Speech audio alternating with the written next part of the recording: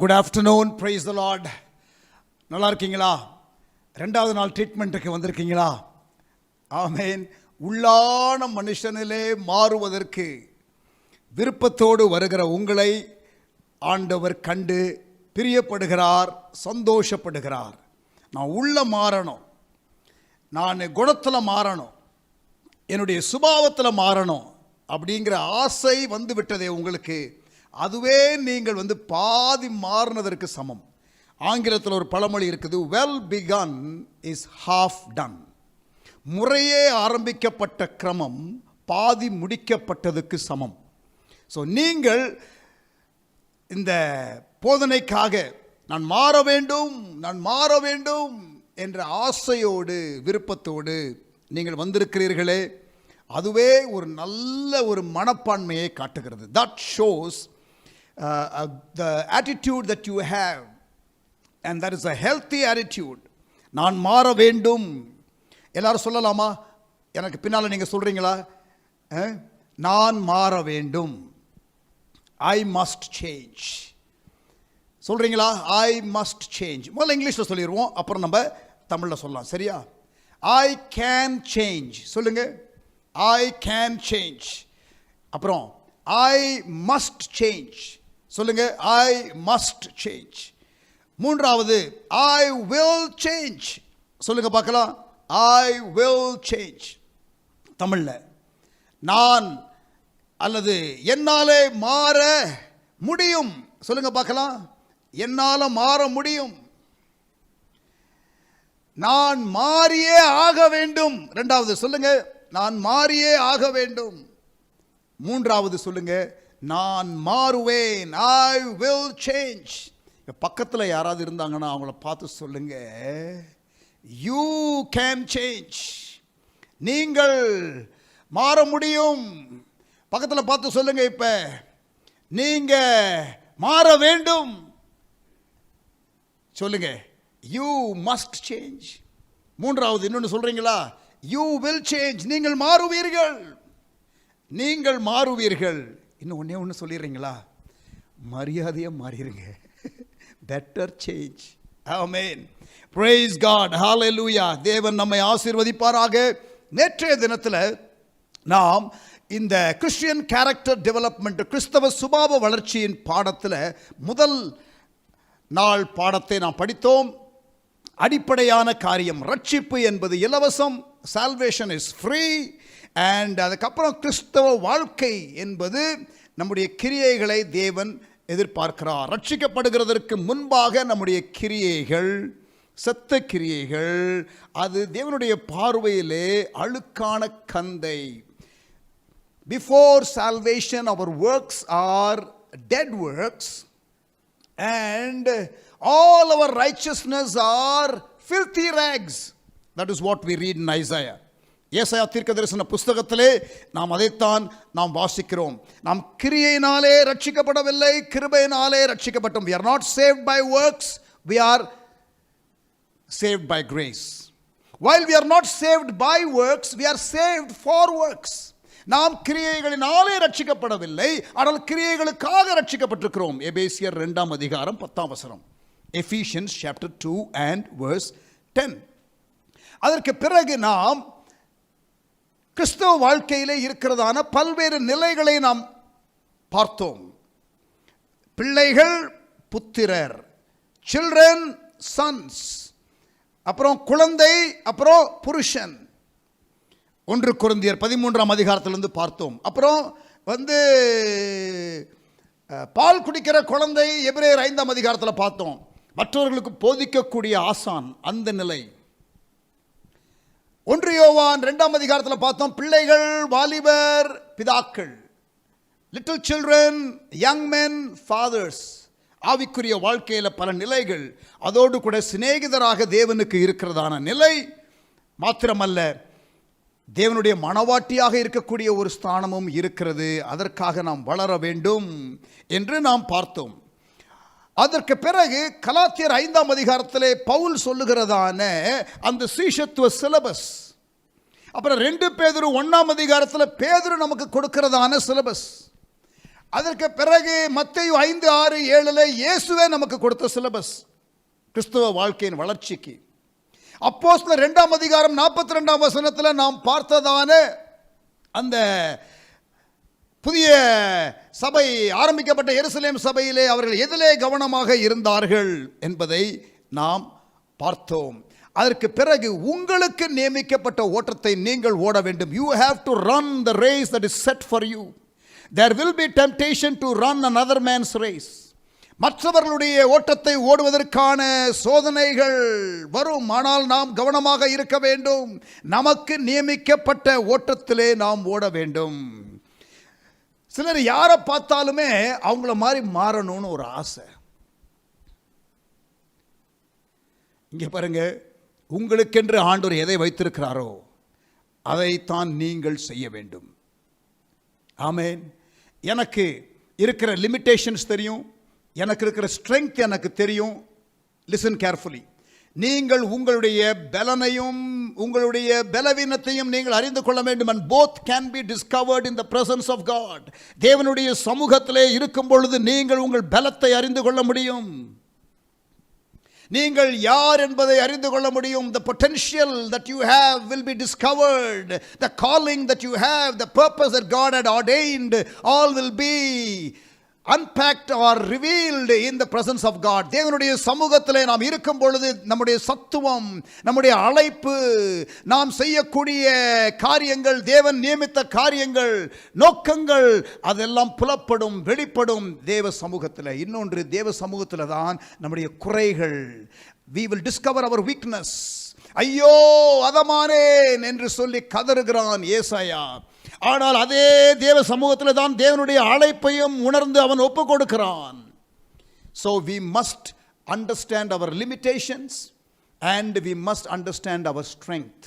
நம்முடைய பலவீனத்தையும் அல்லது நம்முடைய வரையறைகளையும், பலவீனம் என்று சொல்லுகிறதை விட நம்முடைய வரையறைகளையும், நம்முடைய எல்லைகளையும், நம்முடைய சத்துவத்தையும், நமக்கென்று தேவன் கொடுத்த கூர்முனை அபிஷேகத்தையும் நாம் புரிந்து கொள்ள வேண்டும்.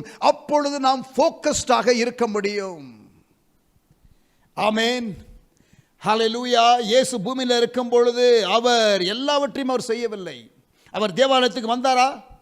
உங்களை பார்த்து நான் கேட்குறேன், இயேசு தேவாலயத்திற்கு வந்திருப்பாரா? நிச்சயம் வந்தார். எத்தனை முறை வந்தார்?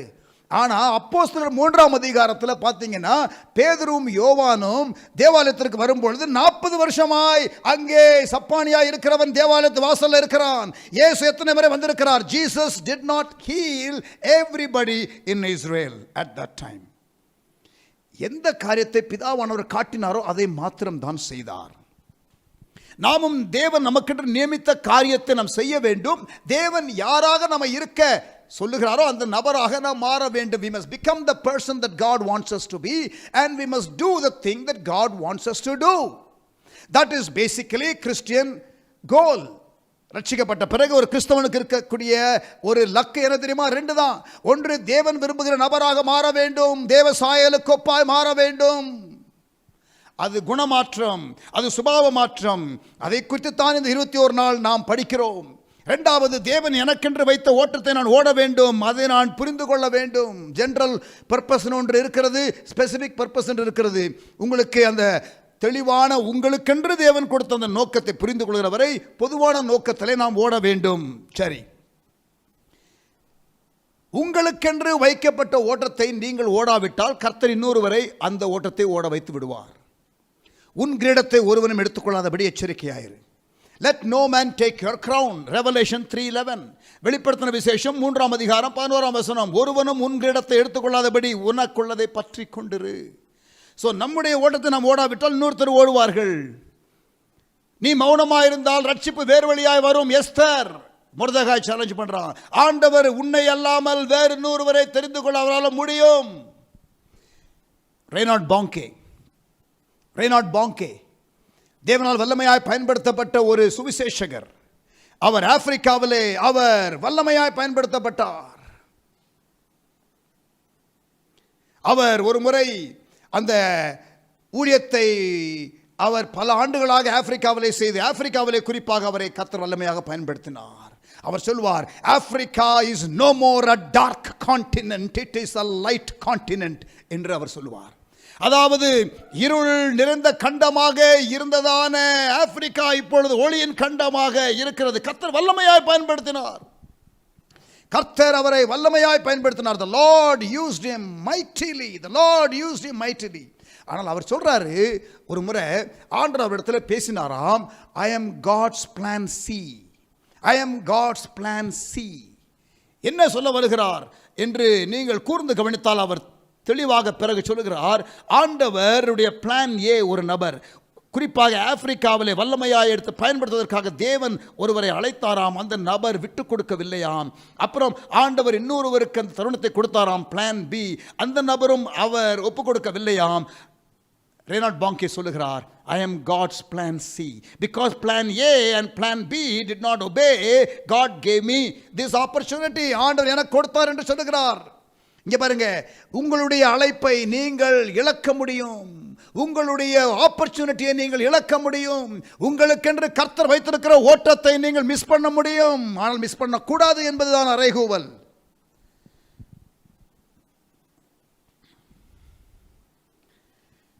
ஒருவனும் உன்னிடத்தை எடுத்துக்கொள்ளாதபடி உனக்குள்ளதை பற்றி கொண்டிரு. 5 தாலந்து 2 தாலந்து 1 தாலந்து. 1 தாலந்து வாங்கினவன் தன்னுடைய தருணத்தை இழந்தான். அந்த 1 தாலந்து உள்ளவனுடைய தாலந்தை எடுத்து ஆண்டவர் 5 தாலந்து உள்ளவனுக்கு கொடுத்து விட்டார். You can miss what God has for you. உங்களுக்கென்று தேவன் வைத்திருக்கிற காரியத்தை நீங்கள் இழக்க முடியும், தருணத்தை இழக்க முடியும். ஆண்டவர் உங்களுக்கு கிருபை செய்வாராக, அந்த காரியத்தை புரிந்து கொள்வீர்களாக.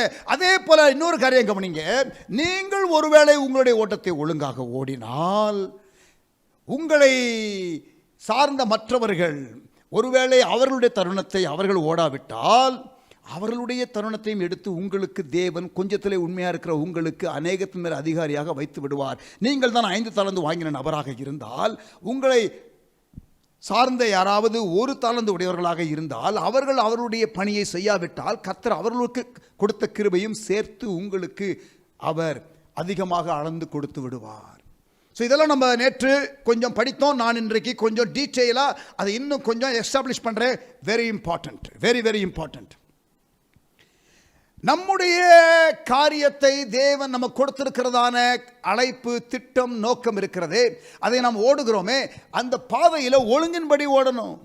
ஓட்ட பந்தயம் நீ ஓடுகிறாய், ஒழுங்கின்படி ஓடு மகனே. ஃபாதர் பண்ணார்ல, ஓட்ட பந்தயம் நீ ஓடுகிறாய், ஒழுங்கின்படி ஓடு மகனே. ஒழுங்குபடி ஓடணும். அதாவது அழிவுள்ள கிரீடத்தை பெறுவதற்கே அவர்கள் அப்படி ஓடுகிறார்கள் என்று 1 கொரிந்தியர் 9 பவுல் சொல்லுகிறார். அழிவில்லாத கிரீடத்தை பெறுகிற நாம் எப்படி ஓட வேண்டும் என்பதை அங்கு உதாரணப்படுத்தி காட்டுகிறார். ஒழுங்கின்படி ஓடணும். If we don't run by rules, then we will be disgraced. I gave the example of Srisanth yesterday. நேற்று ஸ்ரீசாந்துடைய உதாரணத்தை நான் உங்களுக்கு மேற்கோள் காட்டினேன். நாம் ஒழுங்கின்படி ஓட வேண்டும், தேவன் நியமித்ததான சட்ட திட்டங்களின்படி ஓட வேண்டும். பேசிக்கா 2 காரியங்கள். ரட்சிக்கப்பட்ட பிறகு ஒரு விசுவாசி, ஒன்று கேரக்டர் கோல், ஒன்று கேரக்டர் கோல். இயேசுவை போல சுபாவத்திலே மாறுவது, அதைத்தான் கடவுளுடைய கிருபையினாலே நாம் அறிந்து கொள்ள பிரயாசப்படுகிறோம், விட்டுக் கொடுக்க போகிறோம். தேவன் நம்மை மாற்றப் போகிறார். மாற்றுகிறதான அந்த பணியை தேவன் ஆரம்பித்து விட்டார். நாமும் விட்டுக் கொடுக்க ஆரம்பித்து விட்டோம். 2வது பகுதி, ஒன்று கேரக்டர் கோல், 2வது பர்பஸ் கோல். அவர் வைத்திருக்கிற காரியத்தை செய்ய வேண்டும். அவர் யாராக நம்ம இருக்க அழைக்கிறாரோ அந்த நபராக மாற வேண்டும். அவர் என்ன செய்ய வைத்திருக்கிறாரோ அதை நாம் செய்ய வேண்டும். The being and the doing part are like 2 railway tracks, and in that we should journey and we should finish our race. நம்முடைய ஓட்டத்தை நாம் ஓட வேண்டும். கர்த்தர் கிருபையாக நம்மோடு கூட இந்த காரியங்களை எல்லாம் நேற்றைய தினத்திலே நமக்கு கற்றுக் கொடுத்தார், நமக்கு பேசினார். ஆமென். இன்றைக்கு நாம் தொடர்ந்து நம்முடைய பாடத்தை படிக்கப் போகின்றோம். இதை முன்னுரையாக இந்த கோட்பாடுகள், கிறிஸ்டியன் கேரக்டர் டெவலப்மெண்ட்டுக்கு வேண்டிய பிரின்சிபிள்ஸ், சில ஃபேக்டர்ஸ், அதையெல்லாம் நான் உங்களுக்கு சொல்லி கொடுத்து, முதல் சில நாட்கள், இன்னும் சில நாட்கள், இன்னும் 2 or 3 days நல்ல ஃபவுண்டேஷன் நல்லா போட்டுட்டு, அதற்கு பிறகு ஒவ்வொரு தனிப்பட்டதான காரியங்கள், கோபம், பொறாமை, பெருமை, இச்சை, குற்ற உணர்வு போன்ற கசப்பு, காழ்ப்புணர்ச்சி, பயம், வெட்கம், தாழ்வு மனப்பான்மை போன்றதான பல எதிர்மறையான உணர்வுகள், negative emotions that can torment us and negative character traits that can ruin us. இங்க பாருங்க, இந்த கெட்ட சுபாவங்கள் நம்மை அழித்து விடும். உங்களுடைய சரீரத்தை கூட அழித்து விடும். அது தெரியுமா உங்களுக்கு? உங்களுடைய கேரக்டர் ஒழுங்கா இல்லைன்னா உங்களுடைய சரீரம் கூட, பிசிக்கல் லைஃப் கூட பாதிக்கும், உங்கள் சுகாதாரம் பாதிக்கும். பொறாமையோ என்றால் எலும்புருக்கி. Jealousy is bone cancer. The Bible says that. Jealousy is bone cancer. எலும்புருக்கி வேண்டாம். இதெல்லாம் பார்க்க போகிறோம். எந்த கெட்ட நெகட்டிவ் காரியங்கள் இருக்கிறதோ உங்கள் லைஃப்ல, அது எப்படிப்பட்டதான சரீர பாதிப்பை ஏற்படுத்தும் என்பதை நான் ஏற்கனவே உங்களுக்கு பைபிள் அண்ட் ஹெல்த், உங்களுடைய சுகாதாரமும் வேதாகமமும் என்ற தலைப்பில் நான் 2 நாள் பேசும் பொழுது நான் உங்களுக்கு இந்த காரியங்களை நான் சொல்லியிருக்கிறேன். But I will remind you on those things. நான் அதை மறுபடியும் உங்களுக்கு ஞாபகப்படுத்த போகின்றேன். ஒரு ஜெபம் பண்ணி நம்ம இன்றைக்கு ஆரம்பிக்கலாம். ஒரு பாடலை பாடி சில நிமிடங்கள் கர்த்தரை ஆராதித்து, தேவனே என்னை மாற்றும் என்று சொல்லி விட்டு கொடுத்து நாம் அர்ப்பணித்து நாம் ஆரம்பிக்க போகின்றோம். இன்றைக்கும் தேவன் நம்மோடு கூட பேச போகின்றார். கண்களை மூடி ஜெபிக்கலாமா? Shall we close our eyes and pray?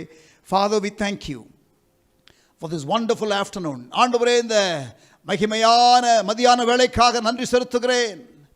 ஆண்டவரே, கூடியிருக்கிறதான ஒவ்வொரு கர்த்தருடைய பிள்ளைகள், ஆண்டவரே, என்னுடைய ஜீவியம் மாற வேண்டும், நான் இயேசுவை போல மாற வேண்டும், I should become more Christ like என்று சொல்லி ஆசையோடு வந்திருக்கிறதான ஒவ்வொரு கர்த்தருடைய பிள்ளைகளை ஆசீர்வதிப்பீராக. ஆண்டவரே, உம்முடைய பிரசன்னம் எங்களை ஆண்டவரே தொடுவதாக, உம்முடைய ஆவியானவருடைய கிரியை ஆழமாக எங்களிலே இருப்பதாக. Spirit of God, have your ways. ஆவியானவரே, நீர் என்ன செய்ய விரும்புகிறீரோ அந்த காரியங்கள் நடக்கட்டும். எங்களை தாழ்த்தி ஒப்பு கொடுக்கின்றோம். உலகத்தின் பல தேசங்களிலிருந்து, உலகத்தின் பல இடங்களிலிருந்து, இந்தியாவிலே பல மூலை முடுக்குகளிலிருந்து பார்த்து கொண்டிருக்கிற கர்த்தருடைய பிள்ளைகள், அவரவர்கள் வீடுகளிலே அறைகளிலே உட்கார்ந்து ஆண்டவரே ஜெபத்தோடு ஆண்டவரே இந்த போதனையை கேட்டுக்கொண்டிருக்கிற கர்த்தருடைய பிள்ளைகள் மாற வேண்டும் என்று விரும்புகிறார்கள். தேவனே, எங்களுக்கு உதவி செய்யும். Lord help us. Lord help us.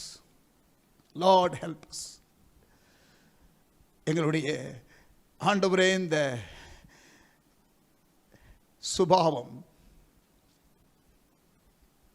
எங்களுடைய மாம்ச சிந்தை, எங்களுடைய மனுஷீக சிந்தை, எங்களுடைய குழந்தைத்தனமான சிந்தை, ஆண்டவரே எங்களுக்கு இருக்கிறதான பெருமையின் சிந்தை, இதெல்லாம் ஒழிந்து ஆண்டவரே கிறிஸ்து இயேசுவின் சிந்தை எங்களிலே உண்டாகணுமே. Lord, the mind of Christ should be formed in us. அதற்கு எங்களுக்கு நீர் கற்றுக் கொடுக்கிற காரியங்களுக்காக நன்றி. இன்றைக்கும் எங்கள் கண்களை திறந்தருளும். இன்றைக்கும் எங்களுடைய இருதயத்தை திறந்தருளும். எங்களுடைய மனதை திறந்தருளும். எங்கள் இருதயங்கள் கொழுந்து விட்டு எரியட்டும். எங்கள் ஜீவியம் மாறட்டும். ஆசீர்வதியும். இயேசுவின் நாமத்தில் ஜெபிக்கிறோம் எங்கள் நல்ல பிதாவே. ஆமேன். ஆமேன். Praise Jesus. Hallelujah. அவருடைய குணாதிசயங்களிலே நாமும் பங்கெடுக்க வேண்டும் என்று ஆண்டவர் விரும்புகிறார். ஆண்டவருக்கு 2 விதமான குணாதிசயங்கள் உண்டு. There are 2 different categories of attributes of God. நல்லா கவனிங்க. தேவனின் தன்மைகளை நாம் அறிந்து கொள்ள வேண்டும் ஏனென்றால் நம்முடைய கிறிஸ்தவ வாழ்க்கையின் லக்கு இயேசுவை போல மாற வேண்டும், டு பிகம் கிரைஸ்ட் லைக் என்று நாம் சொல்லும் பொழுது, எந்த காரியத்திலே நாம் தேவனை போல மாறப்போகிறோம் என்ற காரியம் நமக்கு தெளிவாக இருக்க வேண்டும்.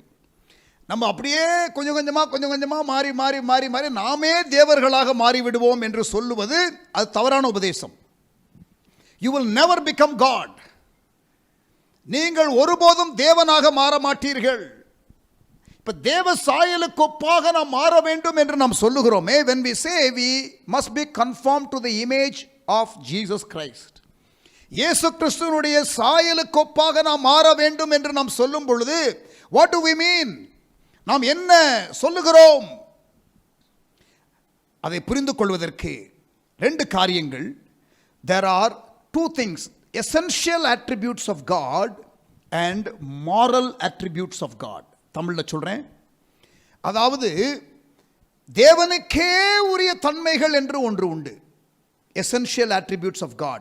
He is God because he has this. essential attributes of God. தேவனுக்கே உரிய தன்மைகள். உதாரணமாக, அவர் சர்வ வல்லவர், ஆம்னி பொட்டன்ட், சர்வ வல்லவர். அவர் ஆம்னி பிரசன்ட், அவர் சர்வ வியாபி, அவர் எல்லா இடத்திலையும் வாசம் பண்ணுகிறவர். He is omniscient, அவர் சர்வ ஞானி, எல்லாவற்றையும் அறிந்தவர். You and I will never become omnipotent. You and I will never become omnipresent. You and I will never become omniscient. நீங்களும் நானும் ஒரு நாளும் ஒரு காலம் சர்வ வல்லவராக மாற முடியாது, சர்வ ஞானியாக மாற முடியாது, சர்வ வியாபியாக மாற முடியாது. இது தேவனுக்கே உரிய தன்மைகள். God doesn't share these attributes with human beings. இந்த தன்மைகளை தேவன் மனிதனிடத்திலே பகிர்ந்து கொள்வது இல்லை. ஆனால் இன்னொரு தன்மை உண்டு தேவனுக்கு. the moral attributes of God, தேவனின் நெறித்தன்மைகள், his character, அவருடைய சுபாவம், அவருடைய நெறித்தன்மைகள், அது நம்மோடு கூட அவர் பகிர்ந்து கொள்ள விரும்புகிறார். உதாரணமாக அவர் அன்பின் தேவன், நாமும் அன்பாகவே இருக்க வேண்டும் என்று விரும்புகிறார். அவர் நீதி உள்ளவர், நாமும் நீதி உள்ளவர்களாக இருக்க வேண்டும் என்று விரும்புகிறார். அவர் பரிசுத்தர், நாமும் பரிசுத்தராக இருக்க வேண்டும் என்று விரும்புகிறார். அவர் மனதுருக்கம் உள்ளவர், அதே போல நாமும் மனதுருக்கம் உள்ளவர்களாக இருக்க வேண்டும் என்று விரும்புகிறார். அவர் இரக்கம் உள்ளவர், நாமும் இரக்கம் உள்ளவர்களாக இருக்க வேண்டும் என்று விரும்புகிறார். So God shares with us, or is willing to share with us, if we are willing to step up, his moral attributes. அவருடைய நெறித்தன்மைகளிலே நாம் பங்கெடுக்க அவர் அழைக்கிறார். ஆனால் ஒருபோதும் நாம் அவருடைய அந்த தேவனுக்கே உரிய தன்மைகள் இருக்கிறதே, எசென்ஷியல் அட்ரிபியூட்ஸ், அதிலே நாம் ஒருபோதும் அவரோடு கூட அந்த காரியங்களை நாம் ஷேர் பண்ண முடியாது என்பதை நாம் அறிந்து கொள்ள வேண்டும். ஆகவே இந்த டீச்சிங்கை கொஞ்சம் எக்ஸ்ட்ரீமாக சிலர் இழுத்து கொண்டு போய் நாமே தேவர்களாகி விடுவோம் என்று சொல்லி சமீபத்தில் கூட சிலர் பேசுனதெல்லாம் நீங்கள் வீடியோவில் பார்த்துருப்பீங்க. சரியா? ஸோ கொஞ்சம் நம்ம கவனமாக இருக்கணும். எந்த ஒரு ட்ரூத்தையும் we cannot stretch beyond what the scripture states. வசனம் சொல்லுகிறதான வரையறைக்குள்ளாகத்தான் நாம் எதையும் வைத்திருக்க வேண்டுமே தவிர நாம் அதற்கு இஷ்டத்திற்கு இழுக்க முடியாது. ஜவ்வு போல அங்கதான் பிரச்சனை வருகிறது. நம்ம ரப்பர் பேண்டை ஒரு அளவுக்கு தான் இழுக்க முடியும், அதனுடைய கெப்பாசிட்டி வரைக்கும் தான் இழுக்க முடியும், அதுக்கு மேலே இழுத்தா பிஞ்சிரும். சரியா? So we need to understand the boundaries of each doctrine and where it stops when it comes to the biblical teaching. வேதாகமத்தின் காரியத்தை நாம் புரிந்து கொள்வதற்கு. சரியா? ஸோ இப்போ தேவ சாயலுக்கு ஒப்பாய் நாம் மாற வேண்டும் என்று சொல்லும் பொழுது நாம் என்ன சொல்லுகிறோம்? நாம் தேவனை போல மாறிவிடுவதில்லை, தேவனுக்குரிய தன்மைகளில் தேவன் என்ன காரியங்களை நம்மோடு கூட பகிர்ந்து கொள்ள விரும்புகிறாரோ அந்த காரியத்திலே நாம் மாற முடியும். நாம் ஒரு சில வசனங்களை அதற்காக பார்ப்போம். We are called to be conformed to the image of Jesus Christ. இயேசு கிறிஸ்துவினுடைய சாயலுக்கு ஒப்பாக நாம் மாற வேண்டும் என்று தேவன் நமக்கு நியமித்திருக்கிறார் என்ற காரியத்தை வசனத்திலிருந்து நான் உங்களுக்கு மேற்கோள் காட்ட விரும்புகிறேன். ரோமர் 8ஆம் அதிகாரம் 29ஆம் வசனம். Romans chapter 8 and verse 29. ரோமர் 8ஆம் அதிகாரம் 29ஆம் வசனம். தம்முடைய குமாரன் அநேக சகோதரருக்குள்ளே முதற் பேரானவனாய் இருக்கும் பொருட்டு தேவன் எவர்களை முன் அறிந்தாரோ அவர்களை தமது குமாரனுடைய சாயலுக்கு ஒப்பாய் இருப்பதற்கு முன் குறித்திருக்கிறார். Amen. He predestined that we be conformed to the image of his son Jesus Christ. இங்க பாருங்க, predestined சொல்லும் பொழுது predetermined நினைக்க கூடாது. Hello, are you there? இதை நீங்க கரெக்டாக புரிஞ்சுக்கிடுங்க. எல்லாரும் ஆட்டோமேட்டிக்கா இயேசுவை போல மாறுவோம் அப்படி கிடையாது, அப்படி கிடையாது. இங்க பாருங்க, predestined, it is not predetermined. predestinedனா இப்ப 100 மீட்டர் ஓட்டப்பந்தயம் ஓடுறதுக்கு முன்னாடி அங்க முடிவு கோடு ஒன்று அங்கே வரையப்படும். It is predestined that we finish there, but that does not mean that the person running will finish necessarily. அதாவது 100 மீட்டர் ஓட்டப்பந்தயம் ஓடுவதற்காக அந்த முடிவு கோடு ஒன்று போடப்பட்டு இருப்பதனாலே ஆட்டோமேட்டிக்கா ஓடுறவன் அங்க ஓடுவான், முடிச்சிருவான், கரெக்டா ஓடிடுவான் என்பது கிடையாது. அவன் ஓடுறவன் பாதியில் நிற்கலாம், அவன் ஓடும்போது அவன் அந்த பாதை தவறி டிஸ்குவாலிஃபை ஆகலாம், இதெல்லாம் இருக்கிறது. So it is not predetermination, it is predestination. ஆண்டவர் நமக்கென்று ஒரு எல்லையை குறித்து வைத்திருக்கிறார், அதை நோக்கி நாம் ஓட வேண்டும் என்று வைத்திருக்கிறார். அந்த எல்லை கிறிஸ்து இயேசுவின் சாயல். சரியா? ரோமர் 8:29. இப்போ எபேசியர் 4:13 வருவோம். Let us come to Ephesians 4:17. எபேசியர் 4:13 sorry, not 17, 13. Ephesians chapter 4 and verse 13 in English, but verse 11 in Tamil. தமிழ்ல 11வது வசனம், ஆங்கிலத்தில் 13வது வசனம். தமிழ்ல வாசிக்கிறேன். எபேசியர் 4:11.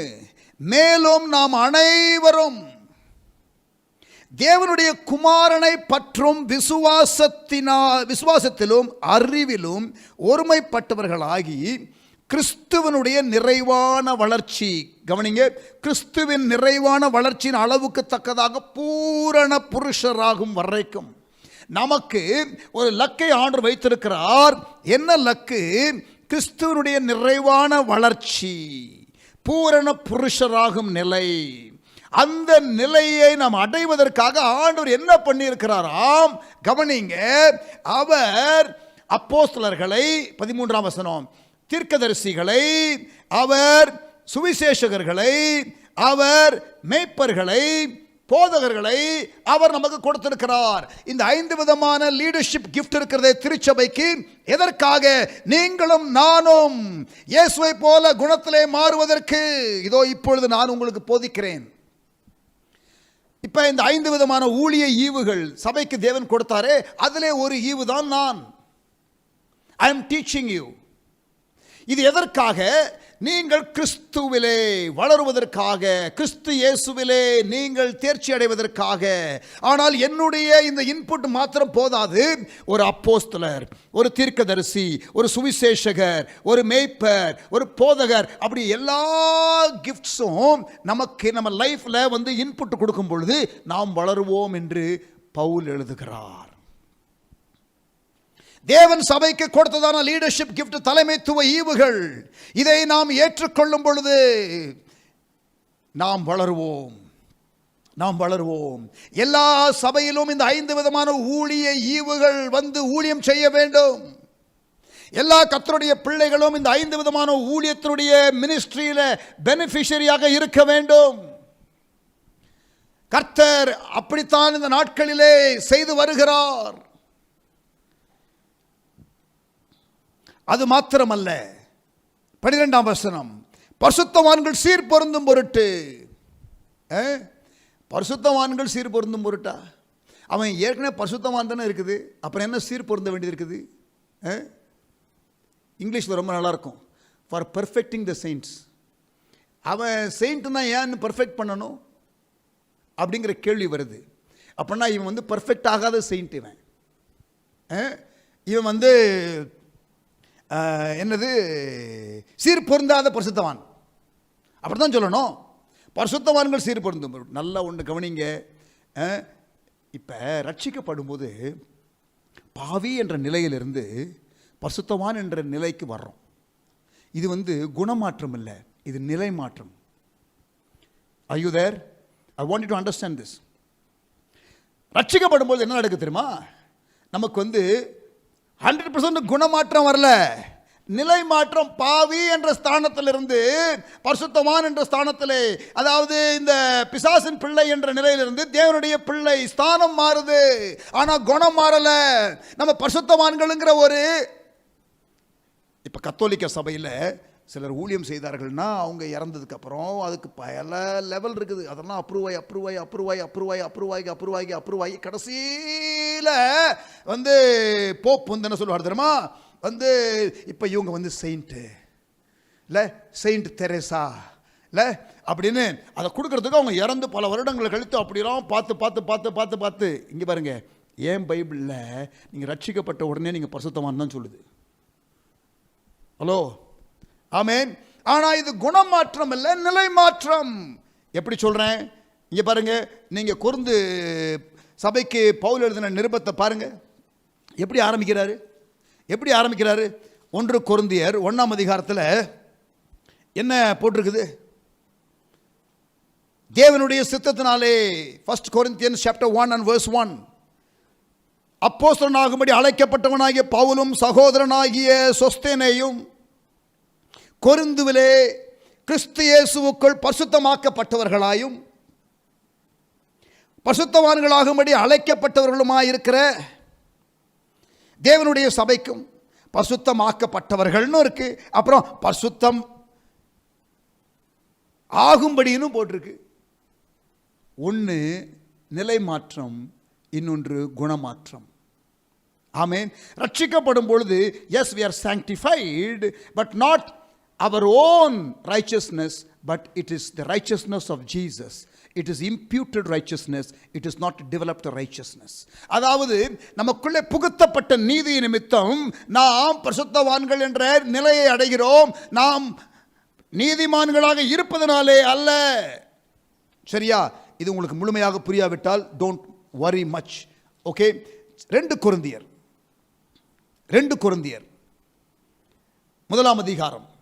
தேவனுடைய சித்தத்தினாலே இயேசு கிறிஸ்துவின் அப்போஸ்தலனாகிய பவுலும் சகோதரனாகிய தீமோத்தேயும் கொரிந்து பட்டணத்தில் உள்ள தேவனுடைய சபைக்கும் ஆகாயா நாடெங்கும் உள்ள எல்லா பரிசுத்தவான்களுக்கும் எழுதுகிறதாவது. 1 கொரிந்தியர்லையும் 2 கொரிந்தியர்லையும் ஆரம்பிக்கும் பொழுது எப்படி எழுதுறாரு? பவுல் பரிசுத்தவான்களுக்கு எழுதுறேன்னு சொல்றாரு. ஆனால் உள்ள இருக்கிற அட்டகாசங்கள், அநியாயங்கள், ஐயோ நீங்கள் பாருங்களேன், ரொம்ப அவனுங்க அந்த கொரிந்து சபையில் இருந்த அட்டகாசங்கள், அநியாயங்கள், பாவங்கள் ரொம்ப மோசமாக இருக்குது. ஆனால் எப்படி ஆரம்பிக்கிறாரு? பரிசுத்தவான்களுக்கு. நிலை மாற்றம் வேறு, ஆனால் அதற்கு பிறகு குணமாற்றம் உண்டாக வேண்டும்.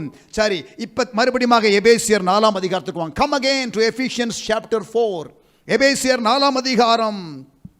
ஆண்டவர் நம்மை கிறிஸ்து இயேசுவின் சாயலுக்கு ஒப்பாக மாற்றுவதற்காக 5 விதமான ஊழியங்களை கொடுத்திருக்கிறார் திருச்சபைக்கு. அதோடு கூட இந்த 5 விதமான ஊழியங்களினுடைய வேலை என்ன தெரியுமா? பரிசுத்தவான்களை சீர்பொருந்த பண்ணுவதற்கு. ஸோ இந்த பரிசுத்தவான்கள் என்று நிலை மாற்றம் அடைந்ததான விசுவாசிகள் இருக்கிறார்களே, அவர்கள் சீர்பொருந்துவதற்கு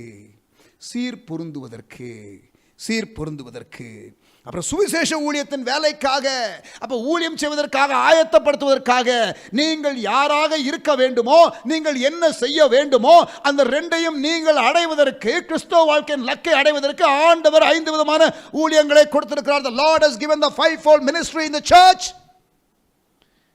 so that you can become the person God wants you to be and you can do the thing that God wants you to do.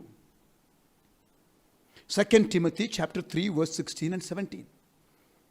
இப்பொழுது நாம் அங்கே போவதில்லை.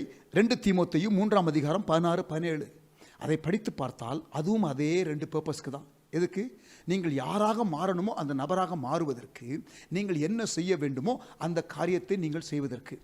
So to be the person that God wants you to be and to do the thing that God wants you to do, God has given the 5-fold ministry leadership gifts, and He has also given the word of God, and He has given us the Spirit of God.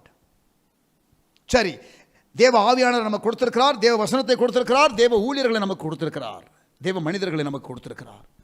இதை இன்னொரு முறை நாம் டீட்டெயிலாக படிக்க போகின்றோம் இந்த ப்ராசஸ்லேயே. But enough to know this much at this stage. இந்த வேளையிலே இந்த அளவுக்கு தெரிந்திருக்கிறது நமக்கு போதும். பரிசுத்தவான்கள் சீர் பொருந்துவதற்கு, சுவிசேஷ ஊழியத்தின் வேலைக்காக, கிறிஸ்துவின் சரீரமாகிய சபையானது பக்தி விருத்தி அடைவதற்காக, கிறிஸ்துவின் நிறைவான வளர்ச்சிக்கு வரத்தக்கதாக. அப்ப இயேசுவை போல மாறணும் குணத்தில் என்ற காரியத்தை நான் உங்களுக்கு எஸ்டாப்ளிஷ் பண்ணி கொண்டிருக்கின்றேன். 1 யோவான் 3ஆம் அதிகாரம் 2ஆம் வசனம். 1 யோவான் 3ஆம் அதிகாரம் 2ஆம் வசனம். பிரியமானவர்களே, பிலீவர்ஸ்க்கு எழுதுறாரு, இப்பொழுது தேவனுடைய பிள்ளைகளாய் இருக்கிறோம், ரட்சிக்கப்பட்டாச்சு, தேவனுடைய பிள்ளைகளாய் இருக்கிறோம், இனி எவ்விதமாய் இருப்போம் என்று இன்னும் வெளிப்படவில்லை. ஒவ்வொருவரும் எந்த அளவுக்கு நாம் வளரப்போகிறோம் என்பது சொல்ல முடியாது. அது அவரவர்கள் விட்டுக் கொடுக்கிற காரியத்தை பொறுத்ததாக இருக்கிறது. பிலிப்பியர் 3ஆம் அதிகாரம் 4ஆம் வசனம். Philippians chapter 3 verse 14. பிலிப்பியர் 3ஆம் அதிகாரம் 14ஆம் வசனம்.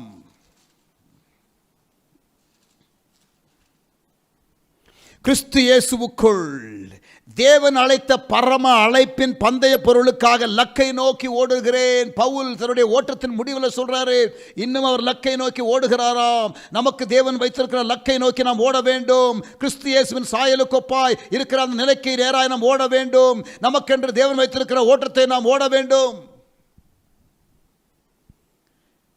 எபிரேயர் 6:1, Hebrews 6:1. எபிரேயர் 6ஆம் அதிகாரம் 1ஆம் வசனம்.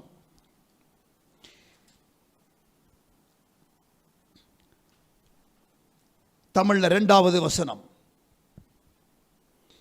அடிப்படையாக 6 காரியங்கள், ஃபவுண்டேஷனல் டீச்சிங்ஸ், அஸ்திபார உபதேசங்கள்.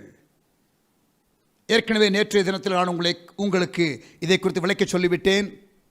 செத்த கிரியைகளுக்கு நீங்களாக்கும் மனம் திரும்புதல், தேவன் பேரில் வைக்கும் விசுவாசம், ஸ்நானங்களுக்கு அடுத்த உபதேசம், கைகளை வைக்குதல், மரித்தோரின் உயிர்த்தெழுதல், நித்திய நியாய தீர்ப்பு ஆகிய இந்த 6 அஸ்திபார உபதேசங்கள் கர்த்தர் சித்தமானால் வருகிற நாட்களிலே இந்த 6 குறித்து நாம் சரியாக முறையாக நாம் படிக்க கர்த்தர் வழிகளை திறப்பாராக, வாசல்களை நமக்கு திறந்து கொடுப்பாராக, நேரத்தை நமக்கு கொடுப்பாராக, எல்லா விதமான அனுகூலமான வாசல்களை கர்த்தர் நமக்கு தருவாராக. அஸ்திபார உபதேசங்கள், அடிப்படை உபதேசங்கள். அதற்கு பிறகு என்ன செய்ய வேண்டுமாம்? கவனிங்க, பூரணராகும்படி கடந்து போவோமாக. Let us move on to perfection. Hebrews 6:1 and 2. After laying the foundation, the writer of the Hebrews says, let us move on to perfection. நாம் பூரணராகும்படி கடந்து போவோமாக, லக்கை நோக்கி கடந்து போவோமாக, லக்கை நோக்கி நாம் கடந்து போவோமாக. கொலோசியர் 1:28. கொலோசியர் 1:28. Colossians chapter 1 and verse 28. கொலோசேயர் 1ஆம் அதிகாரம் 28ஆம் வசனம். பவுலனுடைய மிஷன் ஸ்டேட்மெண்ட், அப்போஸ்தலனாகிய பவுலனுடைய ஊழிய லக்கு வாக்கியம் என்ன சொல்றாரு பாருங்க. எந்த மனுஷனையும் கிறிஸ்து இயேசுவுக்குள் தேறினவனாக நிறுத்தும்படிக்கு. இங்கிலீஷ் பைபிள்ல to present every man perfect in Christ Jesus. To present every man perfect in Christ Jesus. எந்த மனுஷனையும் கிறிஸ்து இயேசுவுக்குள் தேறினவனாக நிறுத்தும்படிக்கு யாரை அறிவிக்கிறோம்? அவரையே நாங்கள் அறிவித்து, எந்த மனுஷனுக்கும் புத்தி சொல்லி. இங்க பாருங்க, ஒருத்தன் கிறிஸ்து இயேசுக்குள்ள தேறினவனா வரணும்னா அவனுக்கு புத்தி சொல்லணும். புத்தி சொல்லி எந்த மனுஷனுக்கும் எல்லா ஞானத்தோடும் உபதேசம் பண்ணுகிறோம். With all wisdom we teach. Why we teach?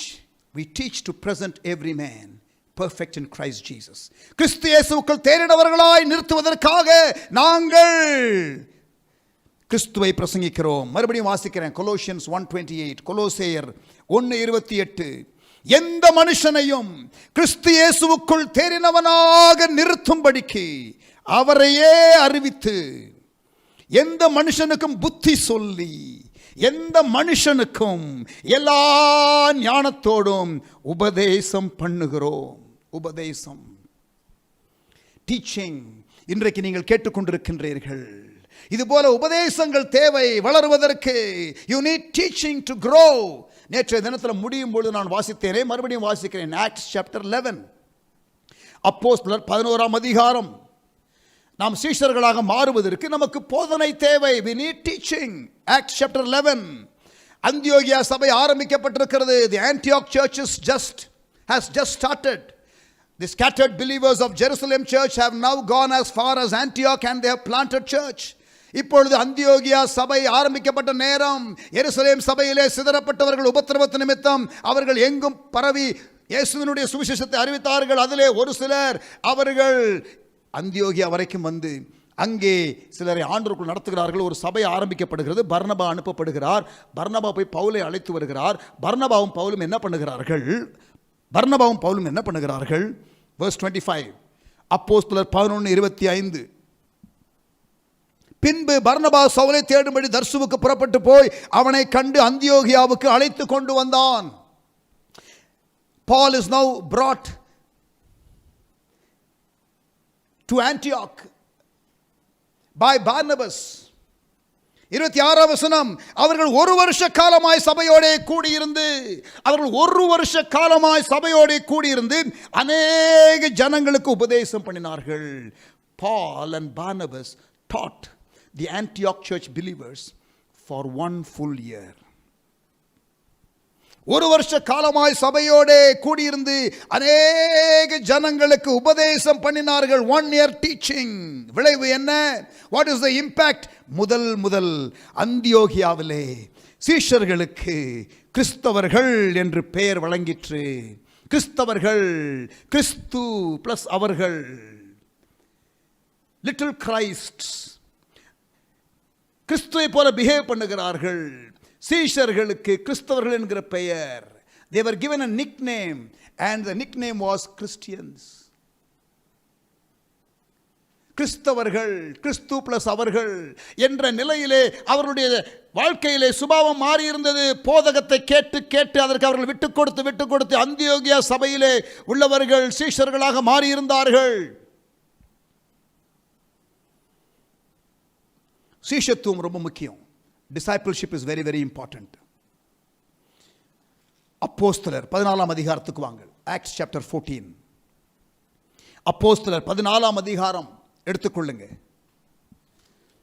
அப்போஸ்தலர் 14 அதிகாரம் 21 இருந்து 23 வாசிக்கிறேன். I am going to read Acts chapter 14 verse 21 to 23. அப்போஸ்தலர் 14 அதிகாரம் 21 இருந்து 23. பவுல் மிஷனரியாக புறப்பட்டு போகிறார்.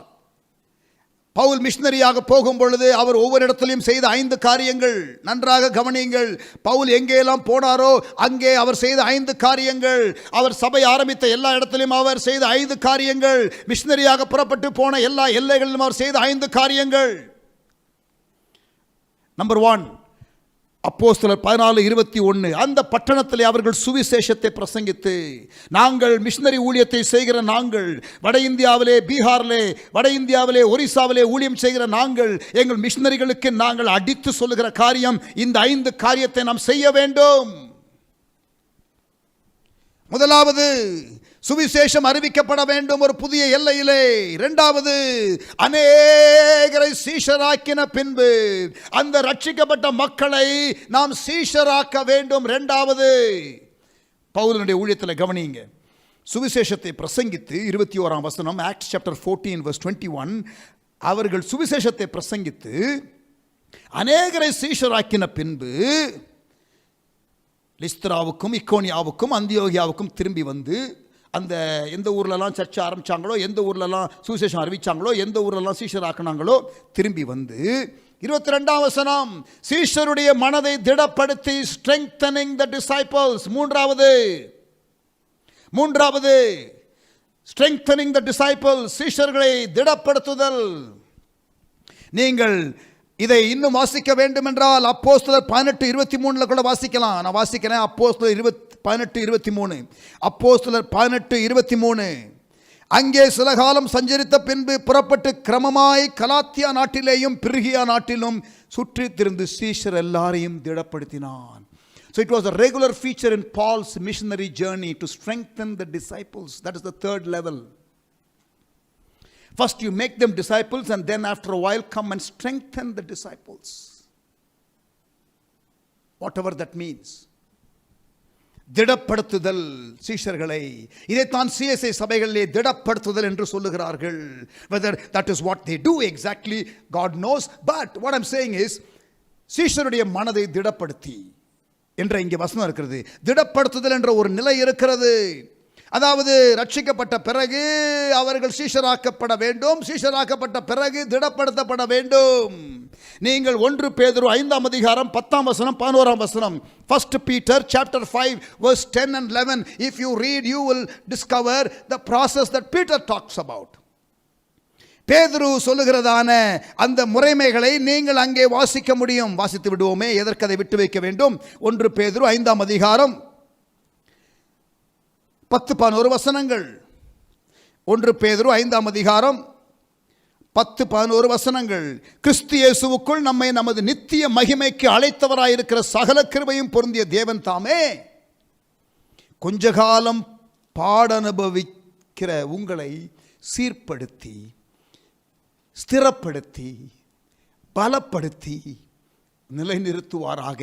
Look at the levels that Peter is talking about. சீர்படுத்தி பேதுரு சொல்லுகிற காரியங்கள்.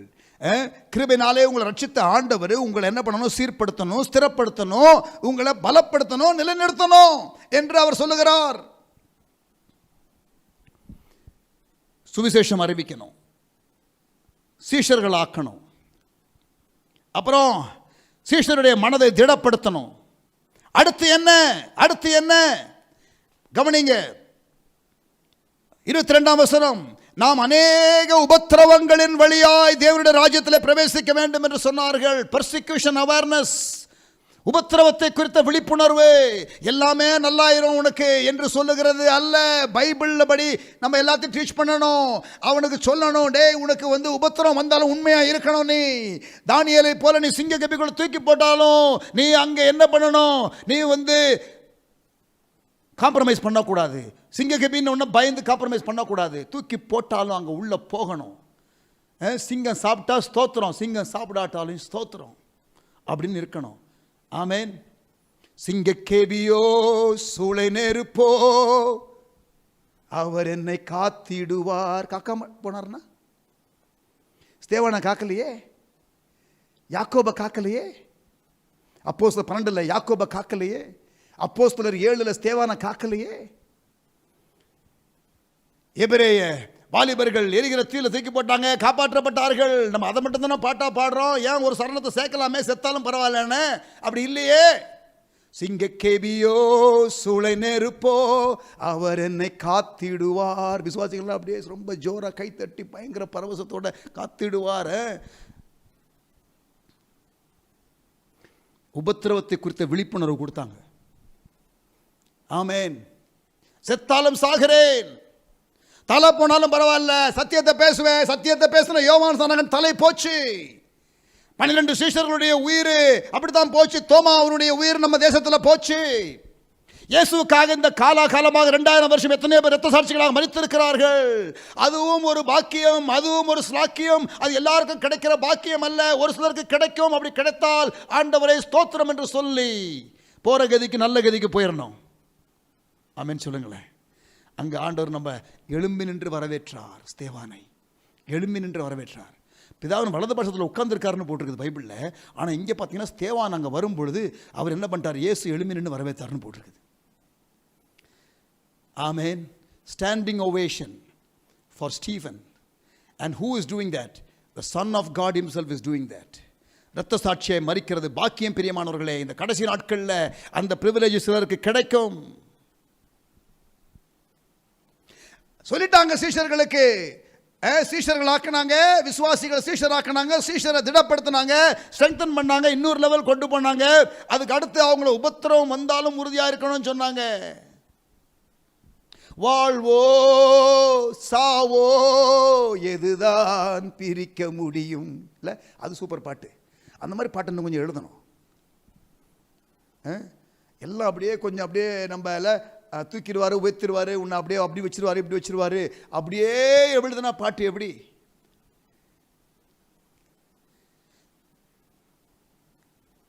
என் மீட்பர் உயிரோடு இருக்கையிலே எனக்கு என்ன குறை உண்டு நீ சொல் மனமே. என் மீட்பர் உயிரோடு எங்க எழுதுறாரு? இப்போ நம்ம ஆட்கள்லாம் சோலோ பாட்டு பாடுவாங்க. இதை ஏசி ரூமில் வந்து நல்லா மியூசிக் பேண்டோட நல்லா அங்கே வந்து அப்படியே இல்லை சோலோ பாட்டு அப்படி தான் இருக்கும். என் மீட்பர் உயிரோடு இருக்கையில். யார் எழுதுனது? யோபு. என் மீட்பர் உயிரோடு இருக்கையில் சொறி வந்துருச்சு, கையில் வந்து ஓடு சொரிஞ்சுக்கிட்டு இருக்கிற நேரம் என் மீட்பர் உயிரோடு இருக்கிறார். சொல்ல முடியுமா? பாட முடியுமா? விசுவாசிகள் அந்த நிலைக்கு வளர்ந்து வர முடியுமா? கிறிஸ்டியன் கேரக்டர் டெவலப்மெண்ட்டை பேசிக்கிட்டு இருக்கிறோம், வளர்ச்சியை குறித்து பேசிக் கொண்டிருக்கிறோம். ஐந்தாவது என்னது? நம்பர் 5, சுவிசேஷம் அறிவிக்கணும், சீஷர்கள் ஆக்கணும், சீஷர்களை திடப்படுத்தணும், உபத்திரவத்தை குறித்த விழிப்புணர்வு. ஐந்தாவதாக 23ஆம் வசனம், அல்லாமலும் அந்தந்த சபைகளிலே அவர்களுக்கு மூப்பர்களை ஏற்படுத்தி வைத்து லீடர்ஷிப் டெவலப்மெண்ட், தலைமைத்துவ உருவாக்கம். சுவிசேஷத்தை அறிவித்தல், சீஷர்களை உண்டாக்குதல், விசுவாசிகளை சீஷர்களை திடப்படுத்துதல், உபத்திரவத்தை குறித்த விழிப்புணர்வு, தலைவர்கள் உருவாக்கம். Gospel proclamation, disciple making, strengthening the disciples, persecution awareness,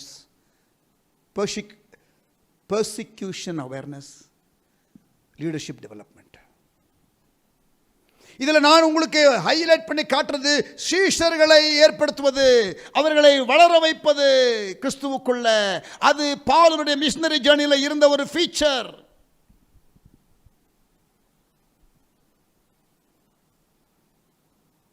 எருசலேம் சபையில் சீஷர்கள் இருந்தார்களா?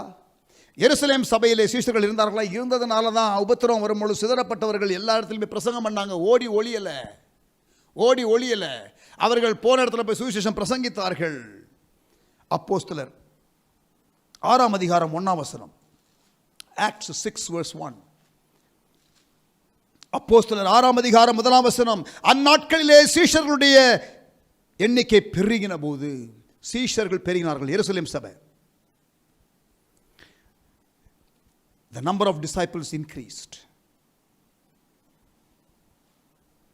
அப்புறம் 7ஆம் வசனம், ஆக்ட்ஸ் 6:7, தேவ வசனம் விருத்தி அடைந்தது, சீஷருடைய தொகை எருசலேமில் மிகவும் பெருகிற்று. சீஷர்கள் பெருகினார்கள்னு போட்டிருக்கு 1ஆம் வசனத்தில், 7ஆம் வசனத்தில் மிகவும் பெருகினார்கள்னு போட்டிருக்கு. மிஷனரி ஊழியத்தில் சீஷத்துவம். அந்தியோகியா சபையில் சீஷர்கள் ஆக்ட்ஸ் 11 வாசிச்சோம். இப்ப அப்போஸ்தலர் 6ஆம் அதிகாரத்தில் எருசலேம் சபையில் சீஷர்கள். அப்போஸ்தலர் 11:26, அப்போஸ்தலர் 14:28, அப்போஸ்தலர் 11:26, 14:28 அந்தியோகியா சபைக்கு ரெஃபரன்ஸ். அடுத்து கலாத்தியா வாசிக்கலாமா? அப்போஸ்தலர் 18:23, கலாத்தியாவிலும் பிர்கியாவிலும்.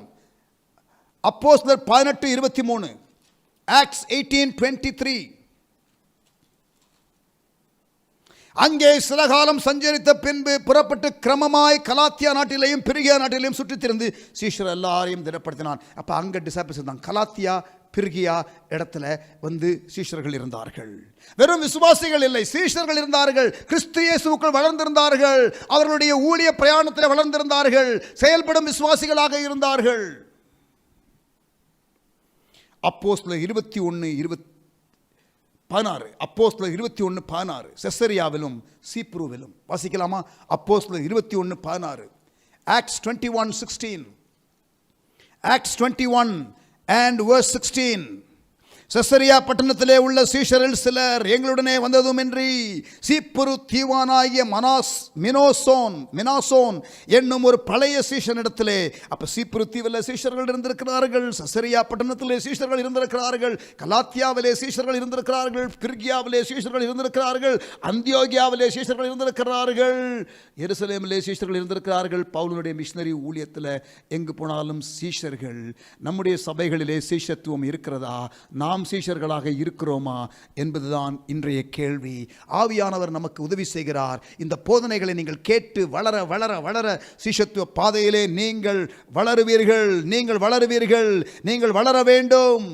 அப்போஸ்தலர் 21ஆம் அதிகாரம் 3ஆம் வசனம், இன்னும் ஒரு வசனம். அப்போஸ்தலர் 21:3 கவனிங்க. ஆக்ட்ஸ் 21 verse 3, தீரு என்ற பட்டணத்தில் சீப்புரு தீவை கண்டு அதை இடதுபுறமாய் விட்டு சீரியா நாட்டிற்கு ஓடி தீரு பட்டண துறையில் இறங்கினோம். கப்பல் பிரயாணத்தில் சரியா, தீரு பட்டணத்தின் கரையில் இறங்கினோம், துறையில் இறங்கினோம். அங்கே கப்பலின் சரக்குகளை இறக்க வேண்டியதாக இருந்தது. அது ஒரு குட்ஸ் கப்பல். அதில் தான் இவங்க ஊழியத்துக்கு பிரயாணம் போனாங்க. இப்பொழுது அங்கே சரக்குகள்லாம் இறக்க வேண்டியது இருந்தது. சில நாட்கள் அவர்களுக்கு அங்கே கேப் இருந்தது, பிரேக் இருந்தது. 14ஆம் வசனம், அந்த கேப்பில் என்ன பண்ணுறாங்க பாருங்க, verse 4. அவ்விடத்தில் உள்ள சீஷரை கண்டு, அங்கே சீஷர்கள் இருக்கிறாங்க எங்க, தீரு பட்டணத்தில், கண்டுபிடித்து அங்கே 7 நாள் தங்கினோம். 7 நாள் தங்கினோம்.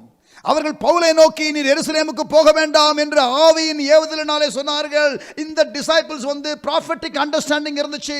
ஆவியின் ஏவுதலினாலே, எப்பா எருசலேமுக்கு போகாதப்பா, அங்க உனக்கு ஆபத்து இருக்குதுப்பா என்று தீர்க்கதரிசனம் சொல்லுகிறார்கள். செயல்படும் விசுவாசிகள், சீஷர்கள்.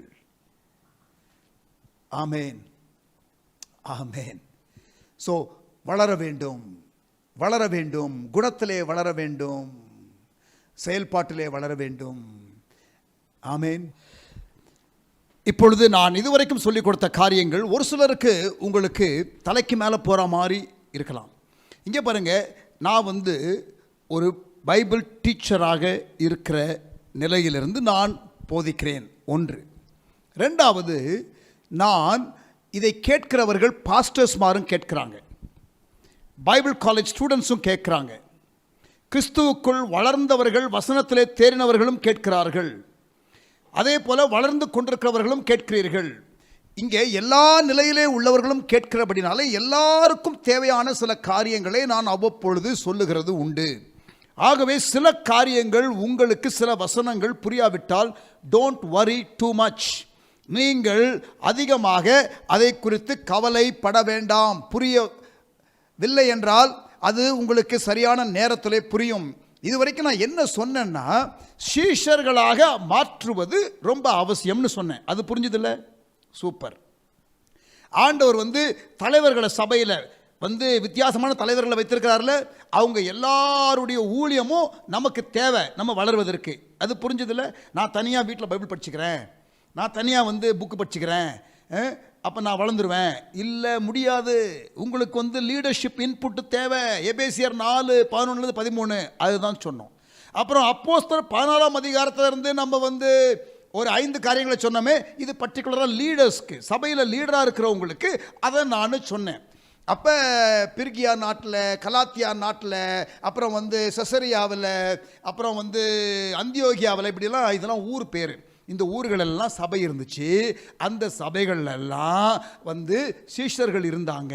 அப்படின்னா விசுவாசிகள் ரட்சிக்கப்பட்டு அப்படியே இருக்கலை, அப்படியே சபைக்கு ஞாயிற்றுக்கிழமை மட்டும் போயிட்டு அது கூட முடிஞ்சா போகிறது, முடியாட்டி போகிறதில்ல, அந்த மாதிரி இல்லை.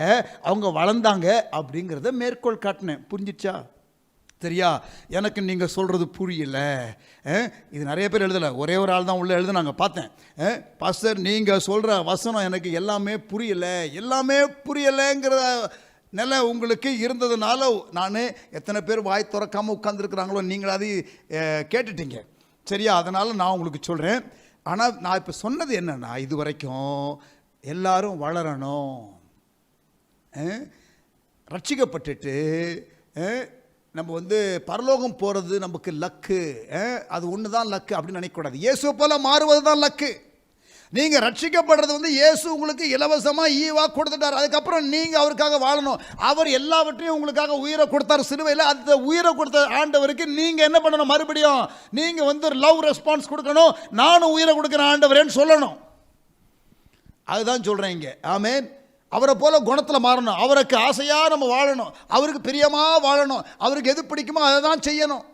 உயிர் கொடுத்தார் நமக்காக. இதுதான் எசன்ஸு. சரியா? உங்களுக்கு ரொம்ப புரியலன்னா ரொம்ப போட்டு குழப்பிக்கிட வேண்டாம். புரிஞ்ச வரைக்கும் புரியட்டும். தெரிஞ்ச வெளிச்சத்தில் ஆண்டவர் உங்களை நடத்துகிறாரு. அந்த தெரிஞ்ச வெளிச்சத்தில் நடங்க. முதல்ல மற்ற காரியங்கள் விளங்கும்.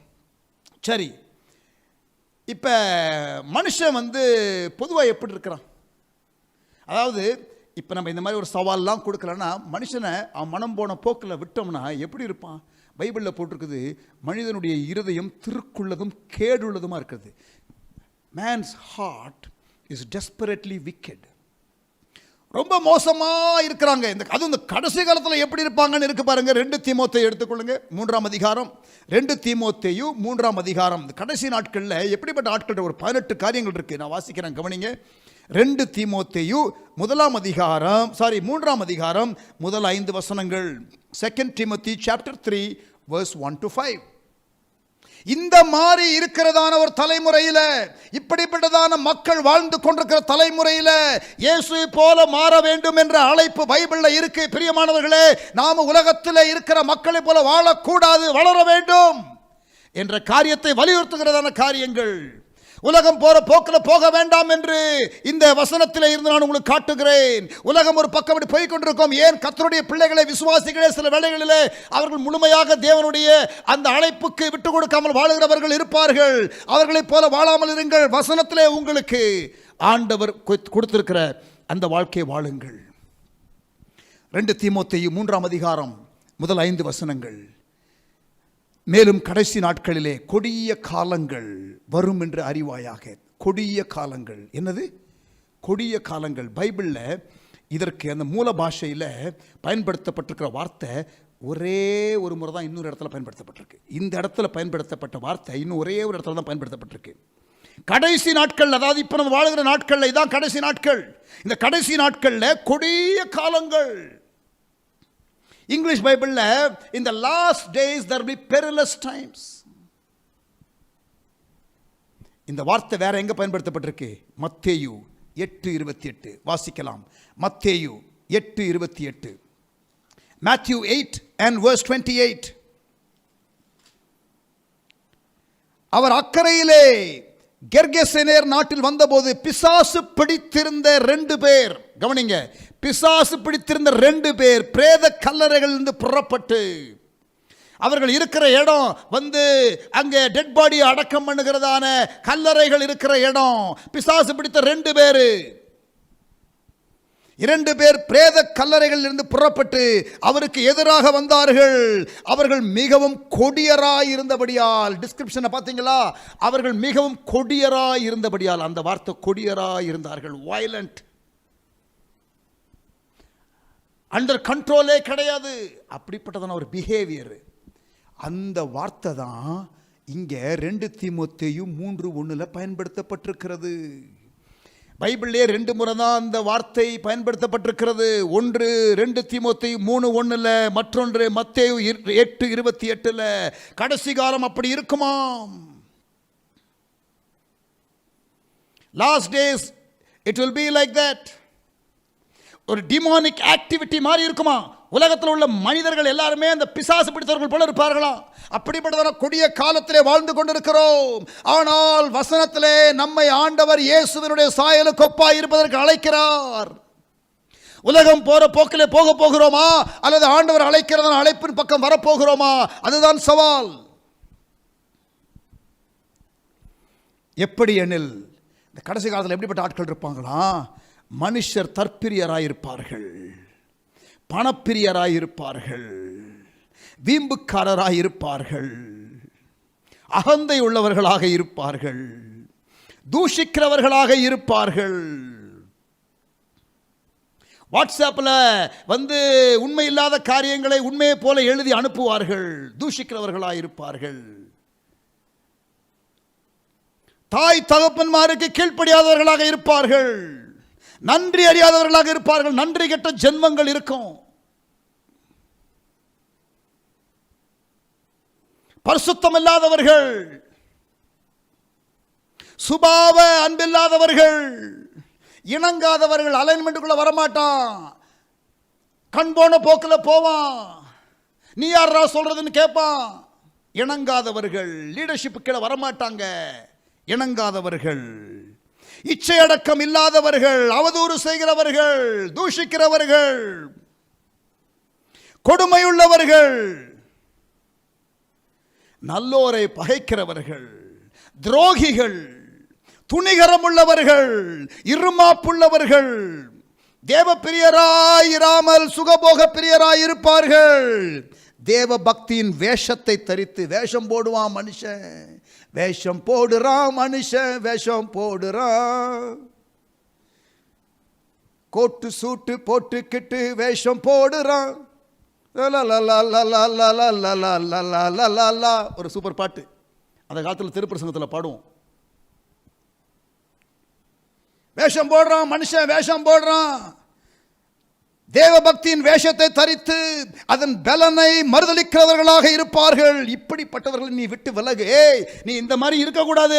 அது மட்டும் போதாதுப்பா, இந்த மாதிரி ஆசாமிகளை பார்த்தா அவன் பக்கத்திலேயே சேராத, அவனை விட்டு ஓடிரு. அவன் அப்படி வர்றான்னா இப்படி ஓடிரு, அவனை விட்டு விலகு.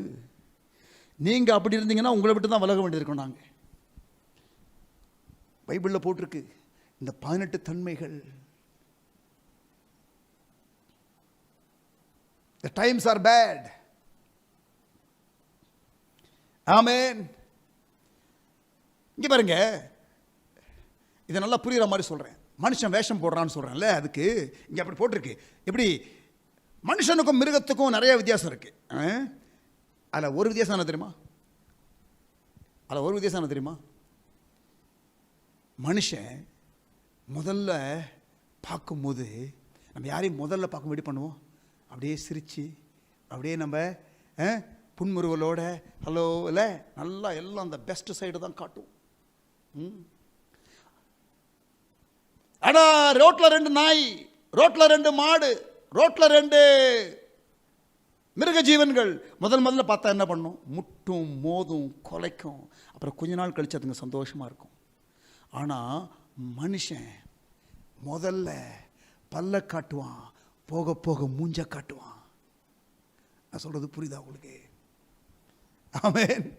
முதல்ல என்ன பண்ணுவோம்? நம்ம பல்ல காட்டுவோம், அப்புறம் போக போக மூஞ்ச காட்டுவோம். ஏன் நம்ம அப்படி கொஞ்சம் பேர் கூட பழகினதுக்கு அப்புறம் கொஞ்ச நாள் கழிச்சு நமக்கு அது சரியா வரமாட்டேங்குது? ஏன் மனுஷன் வேஷம் போடுறதுல கில்லாடி. முதல்ல உங்களுக்கு நல்ல சைடு தான் காட்டுவான், ஆனா வேஷம் கொஞ்ச நாள்ல கலைஞ்சிரும். You will begin to see the real person and you start seeing the flaws. அப்பொழுது என்ன வேஷம் போட்டிருக்கான்? முதல்ல மறைச்சிருக்கிறான். அந்த குட் சைடு மட்டும் தான் காட்டுவாங்க யாருமே முதல்ல கொஞ்ச நாள். The mask will be removed after a while. the real self will be revealed. இந்த கல்யாணம் ஆன உடனே ஹஸ்பண்ட் ஒய்ஃப் எங்க போறாங்க? எங்க போவாங்க சொல்லுங்க? ஹனிமூன். என்னது ஹனிமூன்? தேன் நிலவு. ஹனி தான், மூன் தான். அப்புறம் கொஞ்ச நாள் கழிச்சா ஹனியும் இல்லை, மூணும் இல்லை, அமாவாசை. No moon, no honey. Reality sinks இன்.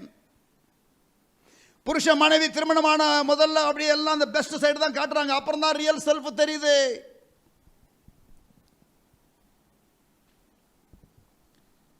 வேஷம் ரொம்ப நாள் இருக்காது, கலைஞ்சிரும். அதனால தான் மனித உறவுகளில் நமக்கு கொஞ்ச நாள் ஆரம்பத்தில் நல்லா இருக்கும், அதுக்கப்புறம் கான்ஃப்ளிக்ட் வருது. ஏன்னா மனுஷன் வேஷம் போடுறதுல கில்லாடி. பிரியமானவர்களை கவனிங்க. If you lose your wealth, you have not lost anything. இது ஒரு வழக்கு சொல். If you have lost your wealth, you have lost nothing. If you have lost your health, you have lost something. If you have lost your character, you have lost everything. நீங்கள் பணத்தை அல்லது செல்வத்தை இழந்தால் எதையும் இழக்கவில்லை என்றுதான் நீங்கள் நினைக்க வேண்டும். நீங்கள் உங்களுடைய சுகாதாரத்தை இழந்தால் எதையோ இழந்திருக்கிறீர்கள், ஆனால் உங்களுடைய சுபாவத்தை இழந்து விட்டால் எல்லாவற்றையும் இழந்து விட்டீர்கள். If you have lost your wealth, you have lost nothing. If you have lost your health, you have lost something. If you have lost your character, you have lost everything.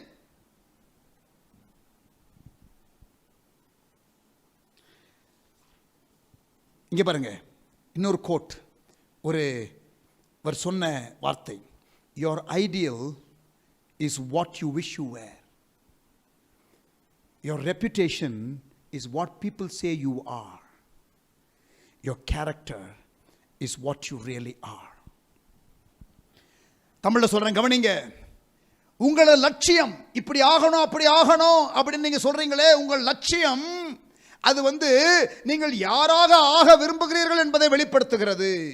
உங்களுடைய புகழ் இருக்கிறதே, அது மற்றவர்கள் உங்களை குறித்து என்ன நினைக்கிறார்கள் என்பதை வெளிப்படுத்துகிறது. ஆனால் உங்களுடைய சுபாவம் இருக்கிறதே, அதுதான் நீங்கள். அது தெரியுமா உங்களுக்கு? மக்கள் உங்களை புகழலாம், but you know who you are. Your character is who you are. உங்களுடைய சுபாவம் தான் நீங்கள். உங்களுடைய புகழ் அல்ல நீங்கள். உங்கள் லட்சியம் அல்ல நீங்கள். உங்கள் கேரக்டர் தான் நீங்கள். Your ideal is what you wish you were. Your reputation is what people think who you are. But your character is really who you are. இன்னொரு காரியம் கவனிங்க, இன்னொரு காரியம் ஆங்கிலத்தில் சொல்லி பிறகு தமிழில் சொல்றேன். If you sow a thought, we reap an act. If we sow an act, we reap a habit. If we sow a habit, we reap character. If we sow character, we reap destiny. It all starts with the mind. Thought, action, habit, character, destiny. அதாவது நீங்கள் எதை சிந்திக்கிறீர்களோ அது செயலாக மாறும். செயலை தொடர்ந்து செய்யும் பொழுது அது பழக்கமாக மாறும். அந்த பழக்கம் தொடர்ந்து இருக்கும் பொழுது அது சுபாவமாக மாறும். சுபாவம் தான் உங்களுடைய நித்தியத்தை நிர்ணயிக்கும். ஆகவே நம்முடைய மனதை பாதுகாக்க வேண்டும். We need to guard our mind. ரோமர் 12ஆம் அதிகாரத்திலே வாசிக்கிறோம், முதல் 2 வசனங்களிலே, உங்கள் மனம் புதிதாகிறதுனாலே மறுரூபமாகுங்கள். Personal transformation key mind renewal. உங்களுடைய மனம் புதிதாகிறதுனாலே நீங்கள் மறுரூபமாகுங்கள் என்று ரோமர் 12:1-2 சொல்லுகிறது. நீதிமொழிகள் 23:7 சொல்லுகிறது. Proverbs 23:7 சொல்லுகிறது, உங்கள் இருதயத்தின் நினைவு எப்படியோ அப்படியே நீங்கள். As a man thinketh in his heart, so is he. உங்களுடைய மைண்ட் எப்படி இருக்கிறது?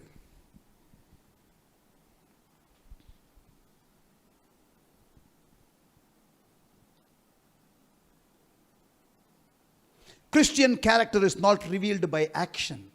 Sorry. Yeah, true. Not by action, but by reaction.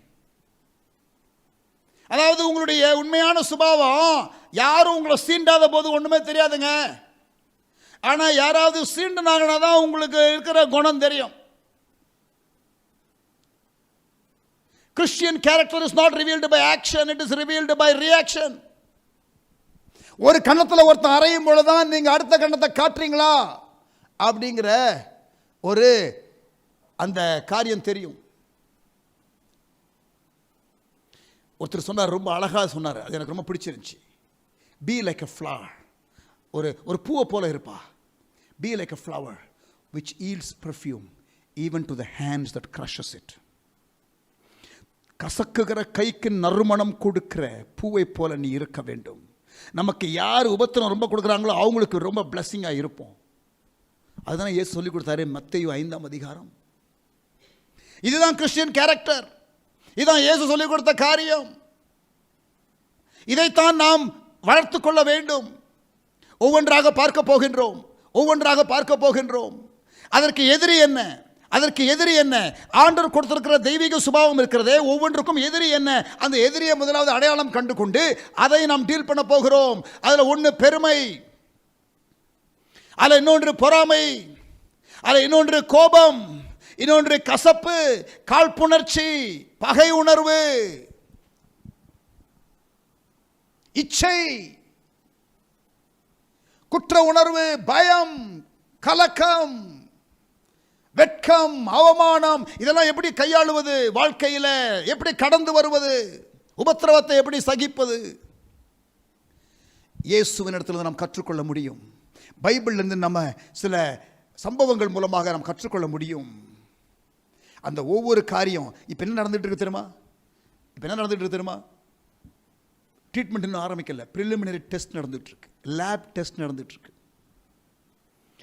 ஆக்சுவலாக ஆப்ரேஷன் ரூமுக்குள்ள, தியேட்டருக்குள்ள நம்ம போகிறதுக்கு இன்னும் 2 நாள் ஆகும்.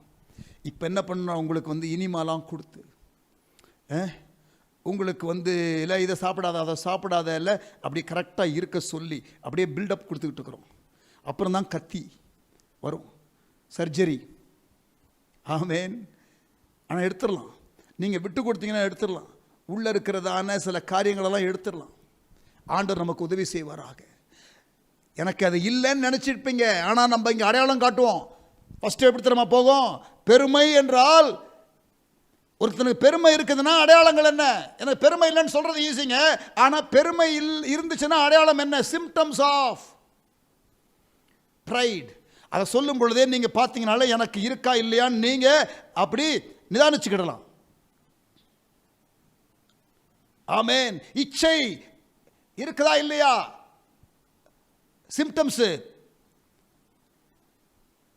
கோவிட் இருக்குதா இல்லையா? எப்படி இருமுறீங்களா? ஜுரம் இருக்கா? அப்புறம் என்னது, சளி இருக்கா? அப்புறம் உடம்பு வலிக்குதா? கேட்குறாங்களா இல்லையா? மூச்சு திணறுச்சுன்னா ரொம்ப ரிஸ்க்கு, உடனே போயிருக்கேன்றாங்க ஆஸ்பத்திரிக்கு. அப்போ அதெல்லாம் சிம்டம்ஸ் இல்லையா? இப்போ கோவிட் இருக்கா இல்லையாங்கிறதுக்கு சிம்டம்ஸ் கொடுக்குறாங்களா இல்லையா? அதே போல் உங்களுக்கு பொறாமை இருக்கா? இச்சை இருக்கா? உங்களுக்கு பெருமை இருக்கா? உங்களுக்கு கோபம் இருக்கா? ஒருத்தன் கேட்டாங்களா, நீங்கள் கோவப்பட மாட்டீங்கல்ல பிரதர் அப்படின்னு. நான் கோவப்பட மாட்டேன். திருப்பி கேட்டாங்களா, நீங்கள் கோவப்பட மாட்டீங்கல்ல பிரதர் அப்படின்னு. இல்லை நான் கோவப்பட மாட்டேன். திருப்பி கேட்டாங்களா, நீங்கள் கோவப்பட மாட்டீங்கல்ல பிரதர்ன்னு. ஏய், நான் தான் கோவப்பட மாட்டேன் சொல்கிறேன்.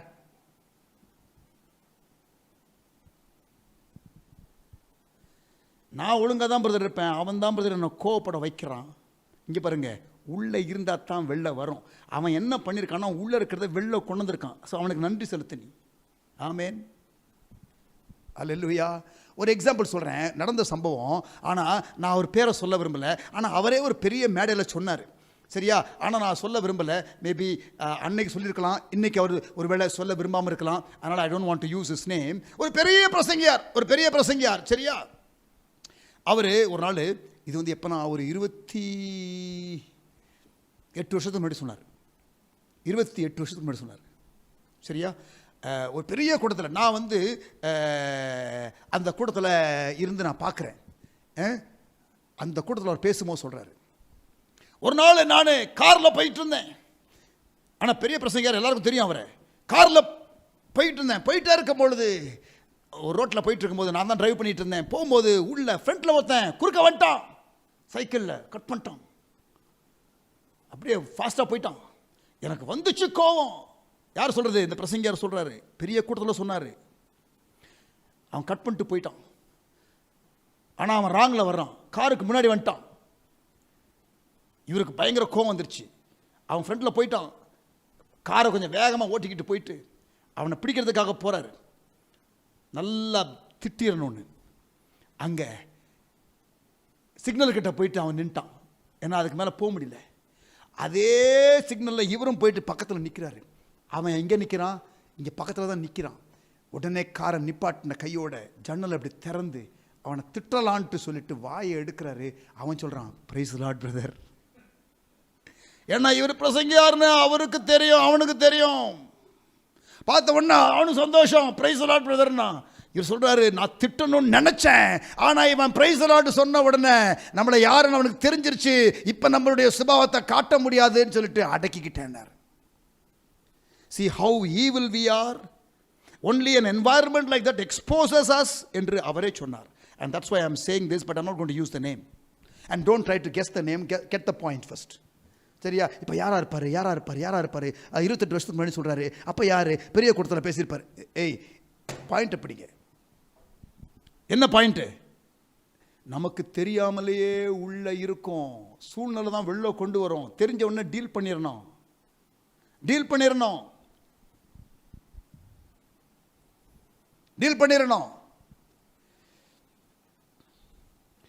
இன்னொரு சம்பவத்தை சொல்கிறேன். டாக்டர் டிஜிஎஸ்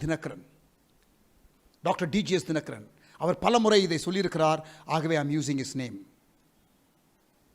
அவர் ட்ரெயினில் பிரயாணமாக போய் கொண்டிருக்கிறார். அவர் பிரபலியமான தேவனுடைய ஊழியத்தை செய்கிற நாட்கள் தான். ஆனால் இன்னும் அவர் பேங்க்ல வேலை செய்து கொண்டிருக்கிறார். அவர் அந்த ட்ரெயினில் போகும்பொழுது எப்படியோ தெரிந்து விட்டது யாருக்கோ.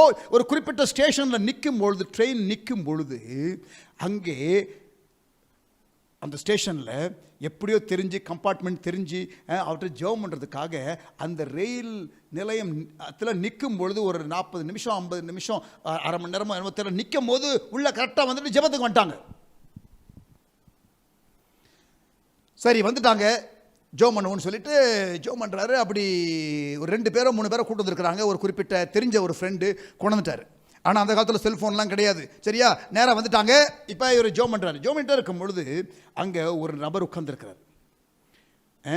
ஆனால் அவர் வந்து பிரதர் தினகரன், அவர் பார்க்குற பார்வையே கொஞ்சம் வித்தியாசமாக இருந்திருக்குது.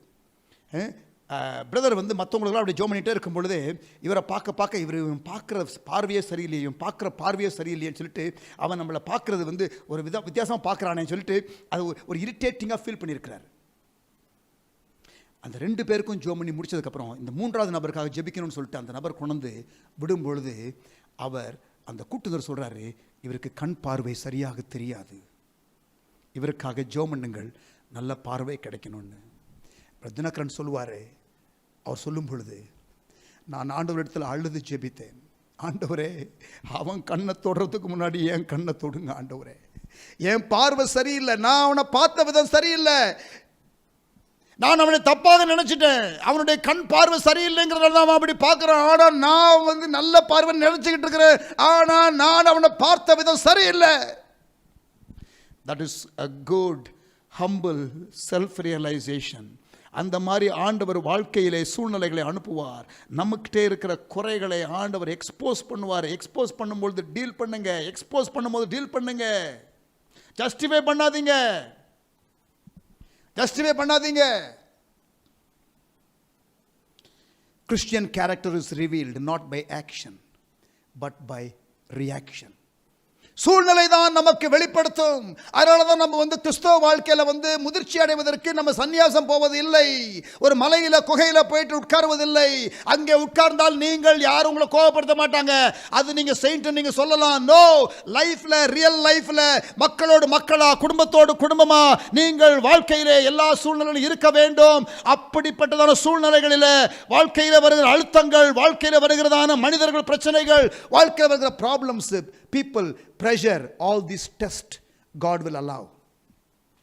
The people test, the pressure test, the problem test, the Lord will allow. ஆண்டவர் அனுமதிப்பார். அதெல்லாம் நம்ம பாஸ் பண்ணணும் பிரியமானவர்களே. சோதனை வரும், டெஸ்ட் வரும். Christian life should be like a flower which yields perfume even to the hands that crushes it. கசக்குகிற கைக்கு நறுமணம் கொடுக்கிறதான ஒரு பூவை போல நாம் இருக்க வேண்டும் என்று சொல்லுகிற அந்த வார்த்தையை நினைவு கூறுங்கள். காந்திஜி அவர் சொன்ன ஒரு காரியத்தை கூற்றை கவனியுங்கள். அவர் சொன்னார், I have read Bible a number of times. வேதத்தை நான் பலமுறை படித்திருக்கிறேன். And I love the teachings of Jesus. இயேசுனுடைய போதனை எனக்கு பிடித்திருக்கிறது, பைபிளுடைய டீச்சிங் எனக்கு பிடித்திருக்கிறது.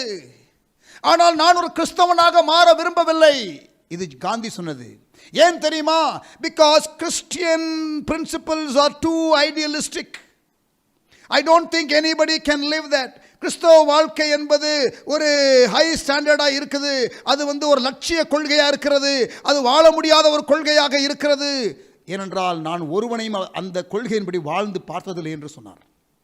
I have not seen anybody live that standard. I have read the Bible, I have not seen anybody live that standard, and so therefore I conclude that it is a very ideal religion, and therefore I do not want to try and fail. நான் இதை முயற்சி செய்து நானும் தோல்வி அடைய விரும்பவில்லை என்று சொன்னார்.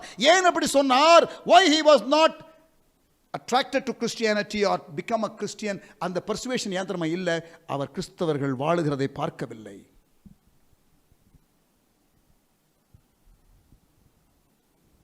Doctor Radhakrishnan, one of India's president, former president, அவருடைய பர்த்டேயை தான் வந்து டீச்சர்ஸ் டே என்று கொண்டாடுகிறார்கள். உலகமெல்லாம் ஆகஸ்ட்டில் தான் டீச்சர்ஸ் டே கொண்டாடும். இந்தியாவில் மட்டும்தான் செப்டம்பரில் கொண்டாடுவோம். வை? பிகாஸ் டாக்டர் ராதாகிருஷ்ணன் கேட்டாங்க உங்கள் பர்த்டே எப்படி கொண்டாடுவது என்று. இந்தியாஸ் ஃபார்மர் பிரசிடென்ட், அவர் நல்ல ஒரு டீச்சர். ஆக அவர் சொன்னார், என்னுடைய பிறந்த நாளை டீச்சர்ஸ் டே கொண்டாடுங்கள் என்று அவருடைய விருப்பத்தை தெரிவித்தபடினாலே டாக்டர் ராதாகிருஷ்ணன் அவர் சொன்னார், there was only one Christian throughout the world and throughout history. அதாவது முழு உலகத்திலையும் முழு சரித்திரத்திலும் ஒரே ஒரு கிறிஸ்தவன் தான் உலகத்திலே வாழ்ந்தான், அவனையும் உலகமானது சிலுவையிலே அடித்து விட்டது என்று சொன்னார்.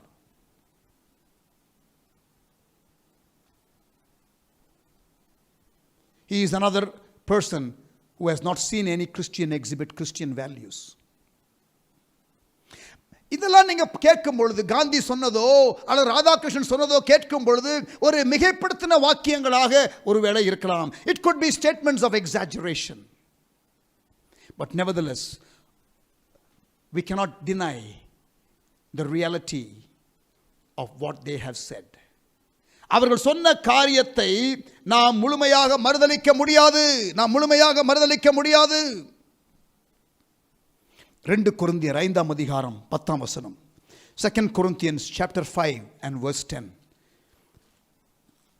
2 கொரிந்தியர் 5ஆம் அதிகாரம் 10ஆம் வசனம்.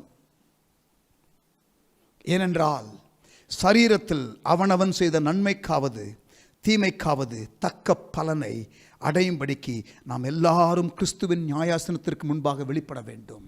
There is coming a judgment day and we should give an account of our life and the way we lived our life and the way we used our life to do things. நம்முடைய வாழ்க்கை எப்படி வாழ்ந்தோம், நம்முடைய வாழ்க்கையை கொண்டு என்ன செய்தோம் என்பதை குறித்து விசுவாசிகள் நியாய தீர்ப்பிலே நாம் கணக்கு கொடுக்க வேண்டியது இருக்கும் என்று வேதம் சொல்லுகிறது. 2 கொரிந்தியர் 5:10 மறுபடியும் வாசிக்கிறேன். ஏனென்றால் சரீரத்திலே அவனவன் செய்த நன்மைக்காவது தீமைக்காவது தக்க பலனை அடையும்படிக்கு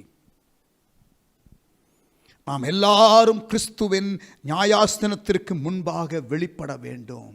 We must appear before the judgment seat of Christ. For we must all appear before the judgment seat of Christ, that each one may receive the things done in the body according to what he has done, whether good or bad. I am reading the Bible verse which says there is going to be judgment for our behavior. Both for our belief and behavior there will be judgment. நம்முடைய விசுவாசத்திற்கும் நம்முடைய செயல்பாடுகளுக்கும் நம்முடைய வாழ்வுக்கும் நம்முடைய செயலுக்கும் நியாயத்தீர்ப்பு உண்டு. There will be judgment. And therefore we must take heed and be prepared to meet our Lord. நாம் ஆண்டவரை சந்திப்பதற்கு ஆயத்தமாக வேண்டும். நம்முடைய வாழ்க்கை எப்படி வாழுகிறோம், நம்முடைய வாழ்க்கையை எதற்காக பயன்படுத்துகிறோம் என்பதை குறித்து நாம் ஆண்டவருக்கு கணக்கு ஒப்புவிக்க வேண்டும். We begin eternity with what we build on earth. இந்த பூமியிலே நாம் எதை கட்டுகிறோமோ அல்லது நாம் செய்கிறோமோ அதை வைத்துத்தான் நித்தியத்தை நாம் ஆரம்பிக்க போகின்றோம். ஆமென். ஹல்லேலூயா. praise the Lord. ஆண்டவர் நம்முடைய வாழ்க்கை முடிவிலே அவர் நியாயம் தீர்ப்பார். there is going to come judgment. நம்முடைய வாழ்க்கை சரியாக காத்துக்கொள்ள வேண்டியது அவசியம். அவர் விரும்புகிற வாழ்க்கை வாழுவது அவசியம். the life that God has called us to live, the thing that he has called us to do. நாம் யாராக இருக்க அழைத்திருக்கிறார், கிரைஸ்ட் லைக்னஸ். என்ன செய்ய அழைத்திருக்கிறார், நம்முடைய நோக்கம் செயல்பாடு, அந்த காரியங்களை வருகிற நாட்களிலே ஆண்டவர் உதவி செய்வாராக கற்றுக்கொள்வோம். எதை செய்ய அழைத்திருக்கிறார், ஆனால் எப்படிப்பட்டவர்களாக இருக்க அழைத்திருக்கிறார் என்பதை நாம் பார்த்து கொண்டே வருகிறோம். தேவன் நமக்கு உதவி செய்வாராக. Christian character is very very important because it is one of the supreme goal of Christian life. கிறிஸ்தவ வாழ்க்கையிலே உள்ள லக்குகளிலே ஒன்று கிறிஸ்தவ சுபாவ வளர்ச்சி. ஆகவே இதற்கு முக்கியத்துவம் நாம் கொடுக்க வேண்டும். ஆமென். இன்னும் நிறைய காரியங்களை நாம் படிக்க போகின்றோம். கிறிஸ்தவ வாழ்க்கை நம்முடைய லைஃப்பில் நமக்கு வளர்ச்சி உண்டாவதற்கு, இந்த கேரக்டர் டெவலப் ஆவதற்கு ஆண்டவர் பயன்படுத்துகிற காரியங்கள் என்ன? What are the principles employed to build character? என்னென்ன கோட்பாடுகளை தேவன் பயன்படுத்துகிறார், என்னென்ன காரியங்களை ஆண்டவர் பயன்படுத்துகிறார், எல்லாவற்றையும் நாம் படிப்படியாக படிக்கப் போகின்றோம். Layer by layer, precept upon precept, line upon line, as the scripture says. Here a little, there a little, and the building block will come together. ஆண்டவர் நமக்கு வேண்டிய காரியங்களை கற்றுக் கொடுப்பார். இன்றைக்கு நீங்கள் இன்னும் சில காரியங்களை புரிந்து கொண்டீர்கள் என்று நான் விசுவாசிக்கிறேன். ஆமேன். விட்டு கொடுக்கிறது தான் கீ, விட்டு கொடுக்கிறது தான் திறவுகோல். ஆண்டவர் நமக்கு சொல்லுகிற காரியத்தை நாம் கரெக்டாக நம்ம ஃபாலோ பண்ணோம்னா நம்ம லைஃப்பில் நல்ல மாற்றங்கள் வரும். எடுத்துக்கொள்ளுங்க, லாஸ்ட்டாக ஒரு வசனம், அதுக்கப்புறம் ஒரு பாடலை பாடி கர்த்தரை மையப்படுத்தலாம், அதுக்கப்புறம் முடிவு ஜெபத்தை செய்யலாம். உபாகமம் 29:29, Deuteronomy 29:29, உபாகமம் 29:29 என்ன போட்டிருக்கிறது? மறைவானவைகள் நம்முடைய தேவனாகிய கர்த்தருக்கே உரியவைகள். The secret things belongs to God. நீங்கள் இதை நீதிமொழிகள் 25:2 வாசிக்கலாம். You can read this similar thought in Proverbs 25:2 also. We won't go there now. ஆனால் கவனிங்க, மறைவானவைகள் நம்முடைய தேவனாகிய கர்த்தருக்கே உரியவைகள், ஆனால் வெளிப்படுத்தப்பட்டவைகளோ, listen carefully, ரெண்டு காரியம் இருக்கு. ஒன்று மறைவானவைகள், இன்னொன்று வெளிப்படுத்தப்பட்டவைகள். மறைவானவைகள், வெளிப்படுத்தப்பட்டவைகள். The hidden things and the revealed things. Hidden things belongs to God. Secret things belongs to God. Don't worry too much about that. அதை குறித்து நீங்க ரொம்ப கவலைப்படாதீங்க. ஆண்டவர் மறைவா வச்சிருக்கிறத நீ கண்டுபிடிக்கிறேன்னு ஏதாவது போட்டு உளறிக்கிட்டு இருக்காத. அதை நீ ரொம்ப டிஸ்டர்ப் பண்ணாத. இப்ப வெளிப்படுத்தப்பட்டவைகளுக்கு வா. Come to the revealed things. வெளிப்படுத்தப்பட்டவைகளோ இந்த நியாயப்பிரமாணத்தின் வார்த்தைகளின்படி எல்லாம் செய்யும்படிக்கு. Why it is revealed? இந்த வார்த்தைகளின்படி செய்யும்படிக்கு கர்த்தர் வெளிப்படுத்துகிறார் என்றால் கீழ்ப்படிவதற்காக. It is not for knowledge. It is not for knowledge. It is for obedience. If God is revealing something, it is for obedience. Therefore, this 21 days, 19 more days to go. இன்னும் 19 நாட்கள் இருக்கிறது. ஆண்டவர் நமக்கு வெளிப்படுத்த இப்போ ஜென்ரலாக சில காரியத்தை வெளிப்படுத்திக்கிட்டு இருக்காரு, ஜென்ரலாக சில காரியத்தை புரிய வச்சுக்கிட்டு இருக்கிறாரு. ஆனால் ஸ்பெசிஃபிக்காக சில காரியத்தை கை வைப்பார் ஆண்டவர். ஆமேன். அப்பொழுது இன்னும் டோட்டலாக விட்டு கொடுக்கறதற்கு ரெடி ஆயிருங்க. டெய்லி நான் சொன்ன இந்த காரியங்களை இந்த யூடியூப் சேனலில் நீங்கள் தொடர்ந்து இன்னொரு முறை பார்க்க முடிந்தால், அசைப்படுகிறது போல மாடு சாப்பிட்டுட்டு என்ன பண்ண தெரியுமா, குவைட்டாக போய் உட்கார்ந்துட்டு அதை திருப்பி அசைப்படும். It's called rumination. It's called rumination. அது அப்போ தான் அதனுடைய சத்து எல்லாம் அந்த பிளட் வெசல்ஸுக்குள்ளெல்லாம் போகும். ரூமினேஷன், அசை போடுதல். இதுக்கு பேர் தான் மெடிடேஷன் என்று அர்த்தம். நம்ம கேட்ட வார்த்தையை அப்படியே தியானம் பண்ணுதல். கர்த்தருடைய வேதத்தை இரவும் பகலும் தியானிக்கிற மனுஷன் பாக்கியவான், அவன் செய்வது எல்லாம் வாய்க்கும். You will be blessed. முடிந்தால் இன்னொரு முறை இதை கேளுங்கள். It's not a waste of time. It's not a waste of time. இது பைபிள் ஸ்டடி. நீங்கள் வீட்டுக்கு போயிட்டு ஆராய்ந்து பார்க்கணும், நான் சொன்னது கரெக்டான. பெரிய பட்டணத்து விசுவாசிகள் வீட்டில் போய் ஆராய்ந்து பார்த்தார்கள். அவர்கள் நற்குணசாலிகளாக இருந்தார்கள். கேரக்டர் நற்குணசாலிகளாக இருக்கிறதற்கு அதை பார்த்துருவோமா? I think that's a very good verse. Acts 17:11, அப்போஸ்தலர் 17:11. ஏன்னா கிறிஸ்தவ சுபாவ வளர்ச்சி இதில் பார்க்குறோம்.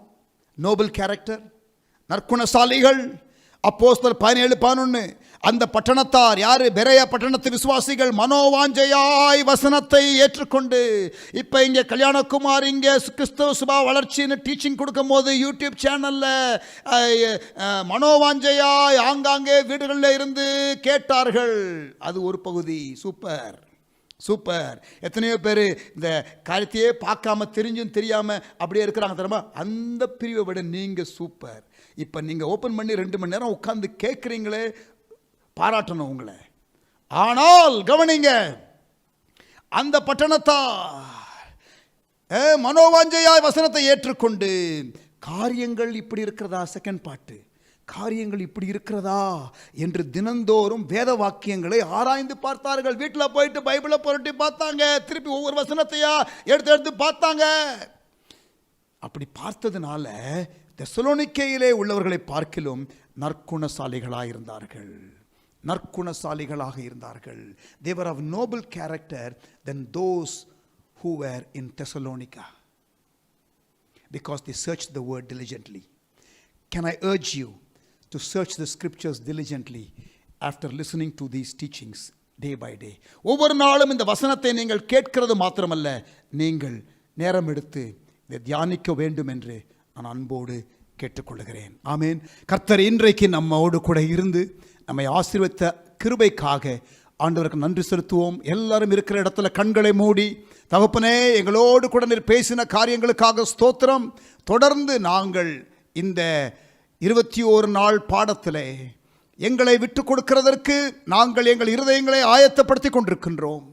Lord, we are continuing to, Lord, learn the importance of yielding, Lord, to your word, because without that we cannot change. ஆண்டவரே, நாங்கள் உம்முடைய வசனத்திற்கு விட்டு கொடுக்காவிட்டால் நாங்கள் மாற முடியாது. நாங்கள் மாற வேண்டும் என்று தான் நீர் விரும்புகிறீர். அதற்காகத்தான் எங்களுக்கு நீர் போதிக்கிறீர். Lord, you are not giving these teachings, Lord, to tickle our ears, but to change our heart.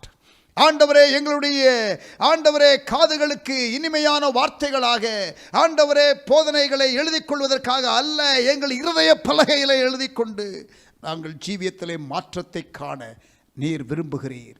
எங்களோடு கூட பேசுகிற காரியங்களுக்காக ஸ்தோத்திரம். ஆவியானவர் முழுமையாய் கிரியை செய்வீராக. Spirit of God, have your ways. Lord, touch the deepest areas of our life. And Lord, shift and change things inside. எங்களுக்குள்ளே மாற்றங்கள் உண்டாகட்டும். எங்களை விட்டு கொடுக்கிறோம். தகப்பனே, உமக்கு நன்றி, உமக்கு நன்றி, உமக்கு நன்றி. ஆர்வத்தோடு ஆண்டவரே பல ஆயிரம் பிள்ளைகள் பார்க்கின்றார்கள். ஆண்டவரே, குணம் மாறணும் என்று கேட்டு ஆண்டவரே ஆசைப்பட்டு வந்திருக்கிறார்கள். நாங்களாக மாறுவது சில காரியங்கள் கடினம். ஆண்டவரே, எங்களுக்கு ஆவியானவரும் உதவி செய்ய வேண்டும். ஆவியானவரும் எங்களுக்கு உதவி செய்ய வேண்டும். ஆண்டவரே, இப்பவும் தேவைகளோடு பலவிதமான நெருக்கத்தோடு இருக்கிற மக்களை உம்முடைய சமூகத்திலே கொண்டு வருகிறோம். அவர்களுக்காக இறங்கும், அவர்களுக்காக கர்த்தர் அனுக்கிரகம் செய்யும். உம்முடைய மனதுருக்க செயல் வெளிப்படட்டும். ஆண்டவரே, கிருபையாய் அவர்களை ஆசீர்வதித்தருளும்.